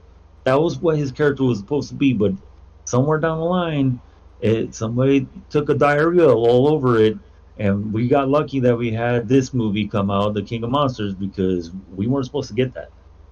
Yeah, and the funnier part was um, they did Kong Skull Island to link into that movie, but Great story. they fixed the first Godzilla. So because I understood why they didn't show Godzilla very much in that movie. They were concentrating on the humans because they were trying to showcase to you that in this movie why Kyle's character was so pissed off at Godzilla. He was Yeah. so pissed off at him because you want to get his empathy, and then And then find out it wasn't Godzilla's fault. no, dude, he was just trying to figure out what the hell's going on, and he's being attacked, and then on top of that, he had that freaking weird alien thing. He's like, get this thing off my fucking planet. Excuse my language, but The cockroach. yeah, the cockroach. Dude, he's like, get this cockroach out of here. You mean it's such a power? Oh man, see that's how your family died, Kyle. That's how Right? you lost your mom, bro. Right? He's trying to fight this. Wasn't me. Get rid of this cockroach thing that was on his world. It was Oh, on his it was world. Super Trooper Monster. That's what it is. Super Yeah, Trooper, Trooper Monster. I love this. So what? Oh, frick! What was that movie with Casper Van Dien? Starship Troopers. Yeah, Starship Troopers. Super Troopers. I'm thinking of the comedy, dude. Like, Yeah, the one with the sheriffs. yeah, dude. I'm gonna need you to eat all these drugs. Wait, what? Yeah, dude, that Indian guy was funny, dude. What was it? The Salamander Crew or whatever it was they called themselves. But yeah, so. they made some funny movies, dude. So, yeah, I cannot wait for that. That one is going to be phenomenal. That director did a great job. I cannot wait for that. That's going to be so fun.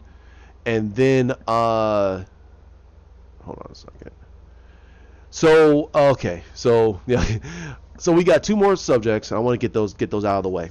All right, so since we got the DCU going, and I have a huge feeling that if they're going to continue on, Darkseid's going to be the main adversary. I don't want them to run into the problem that Marvel's going to run into because they're scrambling. I don't care what anybody says. They're scrambling now. They don't know what they're going to do next. They don't know because they should have started. In my personal opinion, I think you agreed with me, Hawk, that if you're doing the Mandarin and trying to fix the Mandarin, shouldn't you have started giving out that the Mandarin is going to be probably one of the bigger enemies that the Avengers are going to have to deal with? The new Avengers are going to have to deal with in the later movies. Shouldn't you have started laying down? Yeah, shouldn't you have laid down the groundwork that a new villain's going to show up out of nowhere? That they took care of Thanos. They fixed the universe. Now whatever new things they're going to add in, now they introduce this new villain that's going to come out of that's already started to get themselves worked in. Wouldn't that have been a lot better to show that this universe is still going? For DC, man. I mean, yeah. Mandarin, such a good character, and he's not a villain, man. Like he's just a guy that's upset that some rich alcoholic bastard killed his son. He's like, oh, not somebody, but beneath me as a being, which is true. He is beneath the Mandarin technically because the Mandarin is immoral. So how are you killing my kid, my bloodline, because of what? For what? What are you doing over here?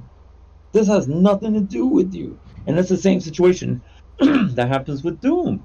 You invade his land, and it's like you expect this guy to be nice to you. Like he's like, come on, bro. Like you entered my land, and you want me to be kind?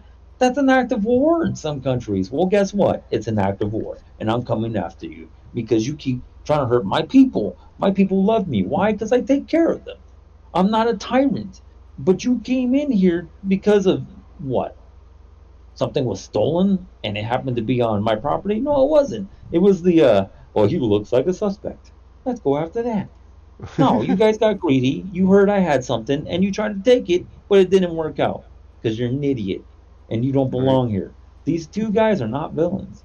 They're just people trying to protect what is rightfully theirs. Yeah, well, yeah, if you write it that way, yeah. But the original for Iron Man, he basically kidnapped his ass. He kidnapped him and forced him to freaking create him that piece of armor, created a piece of armor. Hold on, they got rid of that. I know they got rid of that. They got rid of that. The movie. Yep. It was. Oh, so people don't know. All right. So Rhodey is the one that saves him because of the Mhm. situation. Rhodey's actually an archaeologist too. Like he's not just a military man. He was actually an archaeologist. So he was there studying for Stark Industries to learn something about the history of this area in Asia. And it happened to be that the people who worked for, uh, the rings, basically, I forgot what they called it, but it was like an organization that kidnapped Brody, and then Tony goes over there to see what the hell's going on. He gets kidnapped. They come to find out he's smart enough to do things, but he got hurt and he's gonna die. And Rhodey invented the magnet thing in his chest to keep him alive because the shrapnel was gonna cut into his heart. Mhm. So it wasn't Tony who invented that; it was Rhodey because he used medical knowledge of a pacemaker and advanced it into something else. Mind you, people who don't know, Rhodey's a black man. First heart surgery ever done on an infant child was done by a black man. So that's where that came from. That was inspiration for that particular story. He invented something new to save his best friend, like a brother to him. So he made sure, like, yo, I'm not gonna let you die for this. Then they worked together because how smart Tony is with engineering to make the suit. And Mhm. that's when the Mandarin's like, nah, bro, you gotta make me something like that. Yo, you ain't going nowhere. And Right. then it turned into all this other stuff and everything because the Mandarin was basically Genghis Khan and all that. But people don't know that. Yeah. It's a lot of stuff. Yeah. It is a And lot we of didn't stuff. get that in the movies. We got ruined. We got Yeah. the Arab bad guys and they're the current villains. I'm like, you guys are idiots. We had a better story than that. Right. And you guys did. You guys. Because Yeah. They what? do. People want to eat popcorn? All it's like because you want the millennials to watch these movies and not have an understanding of an in-depth story and a friendship, a brotherhood between a white man and a black man. We can't have that. No. The first time a team of a non-white person teaming up with somebody for the first time was actually in Marvel because Stan Lee felt that it was right for the time. And well, who was that? It was Iron Fist and Power Man, Right. which later on turned into Luke Cage, but they're best friends. So he felt that was the perfect team. Later on, we got Captain Falcon and all that later. But Captain Falcon. that's what he turned into later on in Yeah. history. Right. But we had Captain America and Falcon do their thing later. I hate Falcon though, as a Yeah. person. He reminds me of Jon Stewart in DC, but whatever. But the Right. first time ever, and it was controversial at the time, where you had a black man and a white man working together to save the city. What's wrong with that? Obviously Stan Lee knew something and nobody listened. So, and still look at what's going on right now. Nobody's listened. Stanley wrote about this stuff all the time. The people who Mhm. worked for him wrote about it all the time. They always talked about racial diversity and everything like that.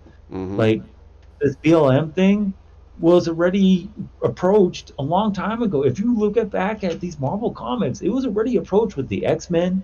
It was approached with uh, Power Man and Iron Fist. It was approached a long time ago with Captain America as well, but nobody paid attention.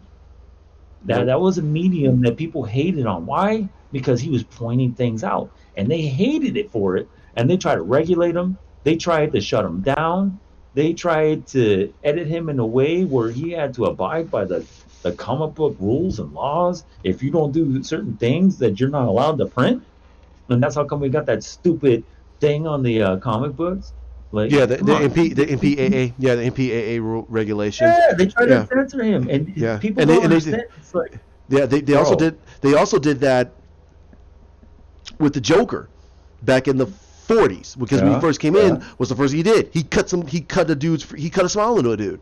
They're like, what the yeah. hell? And then they regulated DC And they turned it into a happy-go-lucky bastard. Like, what the? yeah No, they legitimately that turned him was into a different. clown. They legitimately turned him into a mischievous clown, and that's how we got the Cesar Romero version. Yeah, and I hate that. And then Frank was like, "Nah, nah, bro, we're gonna go back to the original." Mm-hmm. And I was like, "Thank you, thank you. You Yeah. got closer to the original. He, Yep. as far as he could, because of the censorship and everything in the Yep. comics. Yes, there is censorship in the comics, and it's heavier than the TV. Yep. Heavier than TV. Like, how are they going to break that? Like, sometimes you might see a curse word depending on what it is. If it's Marvel, maybe not. Maybe But not. Yeah. Image Comics and independent stuff, you can DC get away with DC it. it depends on which label. Like if Or it's a more adult label, then yeah, you'll see it a yeah, little like bit. what was it? Max, Yeah, Marvel Max, and Marvel then Max, you you'll see it. have And the Blood. DC stuff with Yeah. Vertigo with Constantine and all that. See, Constantine is not a DC entity. He is a part of the sister company, which is Mm-hmm. Vertigo, and then he became a part of the DC universe because everybody loved him. But Mm-hmm. that includes Swamp Thing, and Lucifer and all those other characters. A lot of people don't realize Lucifer is a DC entity. Mm-hmm. Also, iZombie is also a part of that DC Yeah. entity. So, and that's a part of the Vertigo storyline. And you guys are missing out, man. Like, you just focus on DC, thinking that, oh yes, now you'll see these characters under the DC label. Like lately, you've been seeing it, but it's still a Vertigo entity. Right. That was original content. And So Constantine was banned yeah, a he few was. times actually. Oh yeah. And it was called Hellblazer, by the way. If Yeah. you guys are going to start looking for the old stuff, He really pushed the boundaries. A yeah, lot of it was stuff. called Hellblazer. So if you want to look it up and try to look, if you like Constantine and you want to look up a lot of his stories, Hell. it's called Hellblazer, the original stuff. Yeah. Okay. So for the DCEU, if Darkseid's gonna be the main guy, if they're gonna go with Darkseid, who do you think would be a great backup, just in case if they do kind of defeat Darkseid and seal him away or something like that? Who do you think would be a guy that from what currently they have, who do you think would be a great villain they can introduce? Mm, wow. For the whole For crew, for right? Like for them to for go the after. arcs, for the whole arc, like a Uh, whole like an arc, like what they're doing. Like think about it like this, in the same vein of how they did Thanos. I don't want to say it because I kind of don't want to write this story, so I don't want to say it. Oh, Yeah, because even though this is a form of copyright because it's gonna be published, but I don't want to say it because this will be off subject. gotcha. Yeah. Um, And you might agree with me with it, or I'll text you and you can tell me. I'll send it to your Facebook Messenger, okay. and now Uh, you say yes. I can see that. okay. What, you gonna do it right now? Yep. All right. Me. Wait, don't say it just in case it's the same thing. Gotcha. All right, I sent it to your messenger. Yeah. Yeah, yeah. Yeah. That's the one I want to come in as the secondary because he Yeah. watches everything. He's very analytical about Um. it. So yeah. I say mostly on the fact of because they did what they did with Wonder Woman, Yeah, and but I mean, if they use but Snyder's cut. you Oh agreed yeah. then that he should be the next one. Yeah, all right, Yeah. cool. No, I totally agree. That's why I was like, don't say it, don't no, no, say it. no. No, I agree mainly on the fact of if you kind of tie that individual in with Snyder's cut when they did the whole history, Yep. that that would make a lot of sense. Mhm. Or But let's not get yeah, too deep on it. yeah, We don't want to give it away because you can yep, easily still give it away. yeah. But yeah, it's a Okay, secret, folks. keep it secret, keep it safe. Yep. Okay, so last one before we get going. We got the Man of Steel 2. Now they're talking about that this might be on hold. They don't know if they want to do it. They don't know if Henry Cavill might be able to sell it, which is BS. I think that's a lot of BS Hell on yeah, that. you can sell it. He could easily sell the Man of Steel 2. A lot of people want to see Superman. A lot of people have a different concept of what they want to see, but I think that a lot of people want to see his Superman. And also, we got to see the cut. We have to see the cut. How did they end Justice League if they're going to link Justice League into Man of Steel 2? Yeah, Exactly, the segue. yeah. So we got to see how that ends, because if he ends it on a way that makes everyone go, holy crap, that's Superman, then that's it. You got Man of Steel 2 right there. A lot of people, I'm not going to say everyone, I'm going to get that out of the system here. A lot of people will agree that if they love how Zack Snyder got him to a point where they can go, okay, I could see that he's trying to give us a blend, but he's still keeping it with his flavor, But I like how he ended that version of Superman. It feels like Superman. Yeah. Then I want to see what they're gonna do in Man of Steel 2. I think that Zack should should do it. I think Zack should do it. I think that Zack should just do Man of Steel, do Superman, and I think that someone else should come in and do Justice League. That's my personal opinion. So we're not stretching Zack around. Well, I don't want Zack to be stretched around. I don't know if I said it during the last podcast, but I want that you could do Justice League like this, right?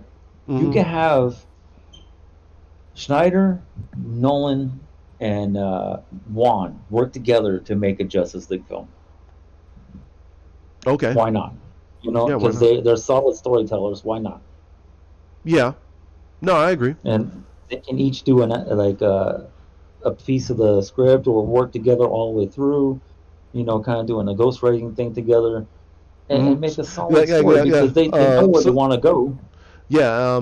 Someone does the story treatment, and the rest do the main script writing and the screenplay. Yeah, work together. Like, make an awesome story. Don't do what Josh Whedon did. Now, look, I'm okay with Josh Whedon as a TV entity, but the first Avengers was fun, but obviously he wasn't going to be solid all the way through because they didn't let him continue. If he was going to be solid all the way through, we would have saw him do every Avenger movie, and he would have done other stories as well. So he obviously wasn't solid completely. So that's why they got other people, and that's why the stories No. Here was the thing. Here was the thing that I heard when Avengers 2 came out. Well, he's kind of a diva too, so and kind of. Well, no, not even that. Here was the thing. There were a lot of decisions he was making on the set that were awesome, but Kevin Feige came in and changed everything and looked over his shoulder. Don't like that guy. I know. So I do not like Feige, and it's nothing against Whedon. I like Whedon, but it's just. But here, let me finish. You gotta stand up for yourself sometimes, I know. He should have told him to go F himself because I made $1 billion movie. And honestly, he should have went to the president of Disney. He should have went to the president of Disney and said, "Hey, wait a minute, dude. Actually, I'm sorry. Disney wasn't Disney. I don't think they bought Disney yet." Yeah, he should have went to a few people and said, "Hey, listen, man. I made $1 billion. I made the first Avengers, $1 billion success, and this guy is breathing down my throat. Away from me. Yeah, keep this guy away from me. I have these ideas. Let's do them. It's cool." Let's move forward with it. If it tanks, it tanks. Yeah. He's like, look, I got a solid TV series career, and then I did a couple movies that everybody likes, and then I made this much money for you guys. Get this guy away from me. I don't want him near me. And we probably would have ended up with a better movie. Yeah. He just doesn't stand up for himself, man. I mean. And then oh god, this guy's gonna make me want to freaking rant. Okay. Then this Muppet decides to come over to DC and do the same thing that happened to him to Zack Snyder. That's what he did. He came in, thought that because he did Avengers and all this, which DC has a different tone than Marvel. It always has a different tone. Always had a different tone with their heroes. A little bit darker, but yeah. But you're gonna S all over Ben Affleck, who's a much better storyteller and a better filmmaker than you. Won freaking awards more than you all day. You're gonna tell this. I didn't win Grammys. Not Grammys. I didn't win Golden Globes. I won Oscars, bro. Get out of my face. Don't talk to me. Matter of fact, if it wasn't for this whiskey in my hand, I would have hit you already. Right? Crush his ball over your head, and then I mean, Jason Momoa and Ezra Miller, they're just happy playing these characters. You got to. Not there yet, and Ezra's a great actor. Ezra's a phenomenal actor, and he's on another project. He's on another big project, and Jason's getting himself out of the funk, and he's getting himself back into main event status. So for Ezra, it's more in the fact that I get to play as the Flash, and he's talked with Zach about how they want to do this character. So did Jason because of BVS and all this and all this and all this. So they understood what was Zach's whole point about what he wanted to do with these characters. And then here comes this Muppet coming in and making him do these weird things, and he made Barry trip over his words around Wonder Woman, which makes absolutely no sense. And everybody's sitting there going, that Zach wrote the Flash away. I go, no, that's not that wasn't Zach. That was Joss Whedon. And two, everyone's forgetting the fact of the first Wonder Woman movie. She doesn't consider sex the way we do. Well, not just that, but also Barry would look at him and be like, okay, so you think you're a god? That's cool. So I believe in science, and your theories are irrelevant to me unless you could prove it. All right, cool. You could talk to sea animals, bro. Like, that's his. Or here's the thing. He would be all over the place with it, but he wouldn't insult her because he'd be like, huh, she has a sword. She's pretty fast. Is she faster than me? I don't know about that. I'll wait until I see what at the peak. And you could talk to this. That's why I said the one scene out of the whole Justice League that I loved was Superman looking at the Flash as he's running. He's in there going, okay, I'm going to run up on this guy. What are you doing? Hey, what? He can see me? Oh my God, he can see me! It was the greatest scene of the whole movie. It was the greatest scene. Everybody laughed at that scene because his face was like, hey, wait a minute, he can see me? Oh my God, he can see me! Oh no! The funny thing is, yes, that would happen to Barry. Yes. If it was Wally, he would have never saw Wally. He would have saw a blip. Like, what was that? Bam! Superman getting punched. Like, okay, what the hell? Like, yeah, dude. Oh my Wally's God. Fast. Wally can disappear, bro. Like, you cannot keep up with this dude. But Barry, yeah, I can see it all day. Yeah, I was laughing so hard. That's my favorite scene out of the whole freaking movie. Everything else was great because that literally showed that Barry, and then people are like, that shouldn't happen to the Flash. I go, but Barry, all day. I will say, hold on. Do you realize this is a Barry that only had his powers for a couple of years, and he doesn't realize how fast he truly is? And even if he went fast enough, Superman would still be able to. He still can see him. Yeah. He'd be like, hey, wait a minute. He can't see is Wally. And that's Wally. Let's say a few years later down the road. A few years out of the road, because he got that barrier off, and he trained with Max Mercury for a while, and he understood his true nature of speed. Yeah, I would definitely say that. But Barry, yeah, he'd be like, hey, wait a minute, what are you doing? He's like, hey, whoa, you can see me? Like, yeah, this is a young Barry. How the hell would he know? How would this version of Barry know that he's faster than Superman? He would know that, okay, I am faster than Superman, maybe I am, and he's not going to use his full speed because, again, if he used his full speed, he would oxidize the planet. He would oxidize the fucking planet. He creates lightning around him. What do you think lightning does? It scorches out and it destroys stuff. If he ran as fast as he possibly could, he would destroy Metropolis. Yep. So, done. Superman would be able to see him, but he'd be like, hey, wait a minute, what are you doing? He would destroy all of Metropolis trying to run. That's why it showed from that perspective, the lightning course on, and he's running, but you see the ground, it's cracking underneath the weight of his foot because he's running so fast. His attention to detail and understanding of physics alone makes him better than any director I've seen in a while, because no director would have made a notion of that. If this man was able to go that fast, the weight of the pressure of him running off of ground would crack under the pressure of it. Would crack. That's why he runs a certain speed, so he wouldn't destroy the ground as he's running. So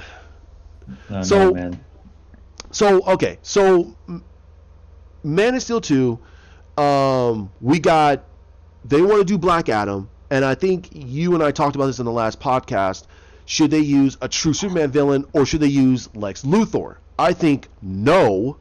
Do not bring in Lex. Keep Lex. If they're gonna continue what they're doing, I wouldn't bring in Lex in this next movie.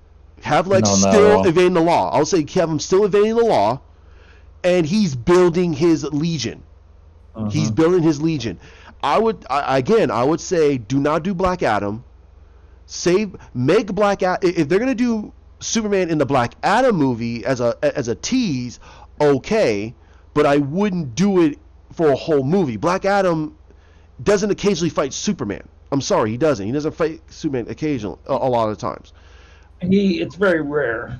It's very rare. Yeah. Like, he doesn't like messing with them because Superman actually, even though in the comics he's allergic to magic, It's not Hmm. a complete weakness. It's like an allergy, like. Yeah, it But hurts him. It hurts him. It can hurt him. but he mollywops Adam all the time, so Adam really, really, really doesn't want to mess with the guy. He's like, nah, Yeah, bro. The sun yeah, makes it more powerful. I don't get more powerful. I'm actually at my limit. I just gotta get creative yep, because a lot of people don't understand. Like Adam is not going to get stronger. He is nope, at peak, so he yeah, just has to be creative with his powers. Well, he's not as creative as a 10-year-old who's in Shazam form yep, because he still has imagination. He's still childlike, so his imagination's out there. But of hmm, course, what is he like 15 in the movies or some garbage? yeah. He's like 15, 16. Yeah. So it's like, come Um, on, man. so, um, I said before, I think they should do Parasite and Metallo. That would be Yeah. great. Give him two villains that actually can f him up, and give in the whole fact of, okay, Metallo has kryptonite, but why is Parasite able to hurt him? Oh, Parasite's absorbing the freaking energy out of him. So he's like, get off of me. And you get to have some great creative ways of how Superman can be able to fight two powerful villains that can actually weaken him and kill him in an instant if they really wanted to. But you can Yeah, do because this. Parasite can suck off his strength and power. Hmm. The And do kryptonite will weaken him towards human form and eventually kill him. yeah. So yeah, that's pretty rough, man. You got two guys that could turn them virtually human. Yeah, so I would say that would be a great way of doing it. Um, and I'm also hearing that they're holding off on Man of Steel 2 because of J.J. Abrams. I'm like, no, who the hell cares? Do not put him on this Yeah, I movie. don't care about him. Yeah, No, don't put him on this movie. You put him on the Man of Steel 2 movie, I'm not watching it. that's ruined. That's It's ruined. ruined. This man ruined Star Wars. Sorry, he did. He ruined Star Wars.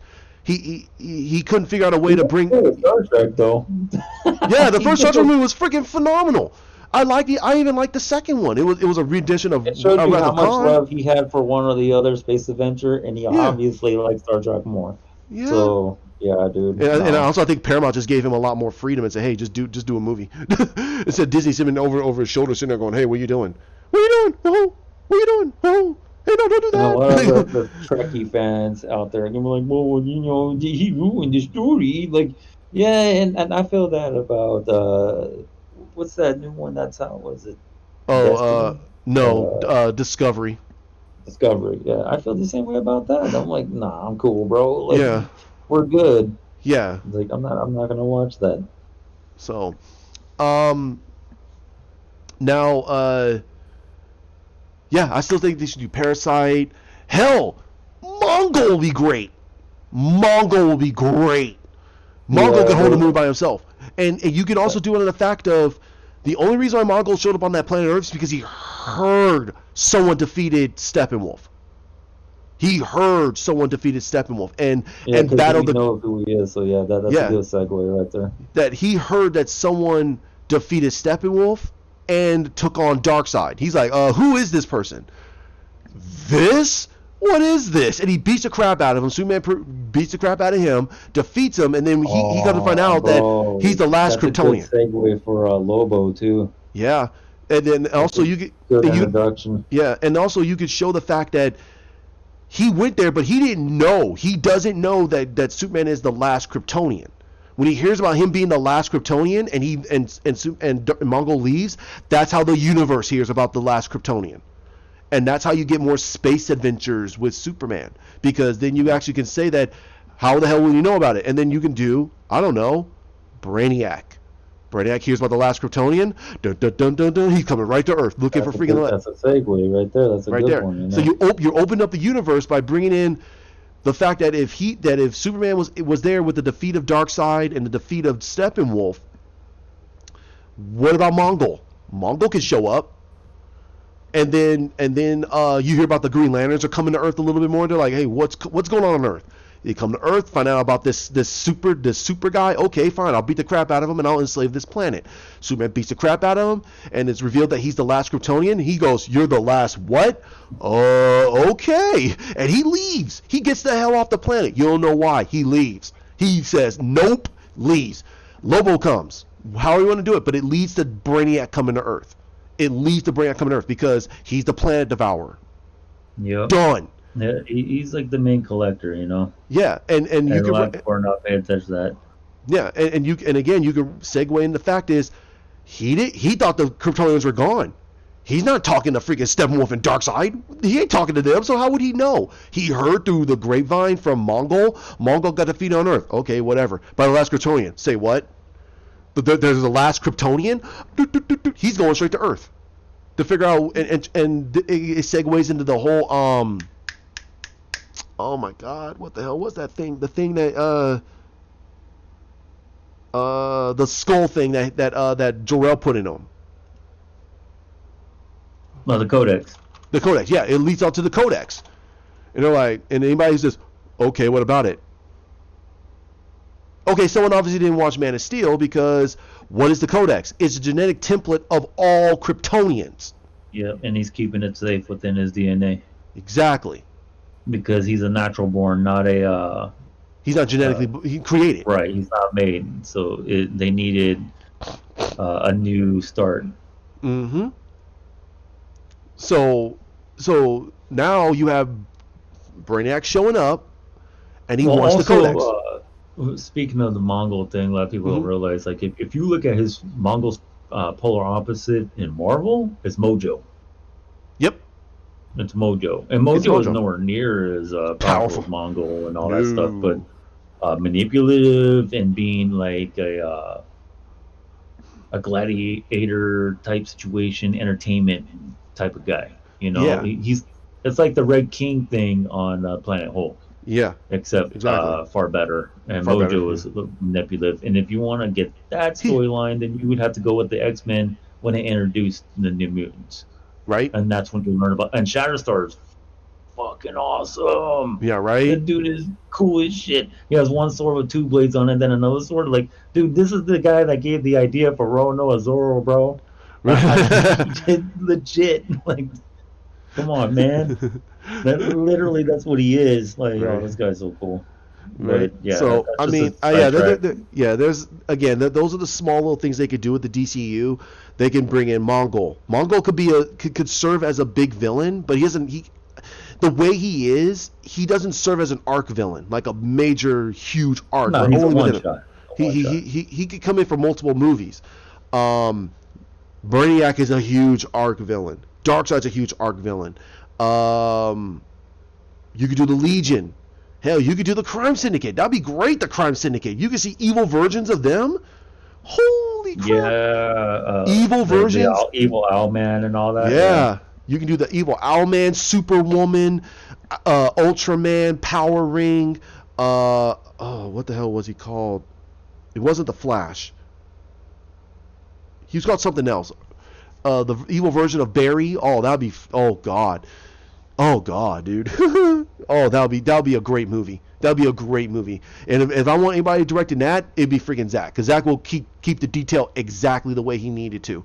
That's the only person I will see that will touch that movie and make it really, really good. And he would give a lot of respect, because again, Wonder Woman is great, but even on the Earth 3 where the Crime Syndicate is from, Superwoman does not deal with Ultraman. She'll get turned into a dust. She's powerful too. She's powerful, and she screws both Owlman and freaking Ultraman. She's using both of them because she's very beautiful. She doesn't care. She's getting her jollies, and they're getting their jollies, and she's using both of them to fight amongst it, because she's trying to figure out who will kill who. That's the whole thing. While Power Ring is in there going, oh God, all right. Whatever. And then you have the evil version of the Flash. I forgot his name, but you got all this stuff that you could do with the DCU characters because of the multiverse situation. That could easily be done for a whole either a one-shot movie, or you could do a Trinity movie where they deal with the they have to go to that Earth or whatever, small stuff like that. Or you got the Trinity movie where they deal with Mongol and this and that. There's a lot of things they can do. There's a lot of things they can do. So. But yeah, wow, 2 hours, bro. Yeah. I hope you guys actually listen and get more listeners for us, and we continue. I mean, we should end it at that. Like we did go on a couple sidetrack stuff, but yeah. But I wouldn't say tangent. We didn't really get angry about some of the stuff. We just put sidetrack this time. We went on tangents some of the other ones. True. But yeah, no, thank you. Mm-hmm. Just get more listeners for us, please. Hopefully, you'll listen to the next one.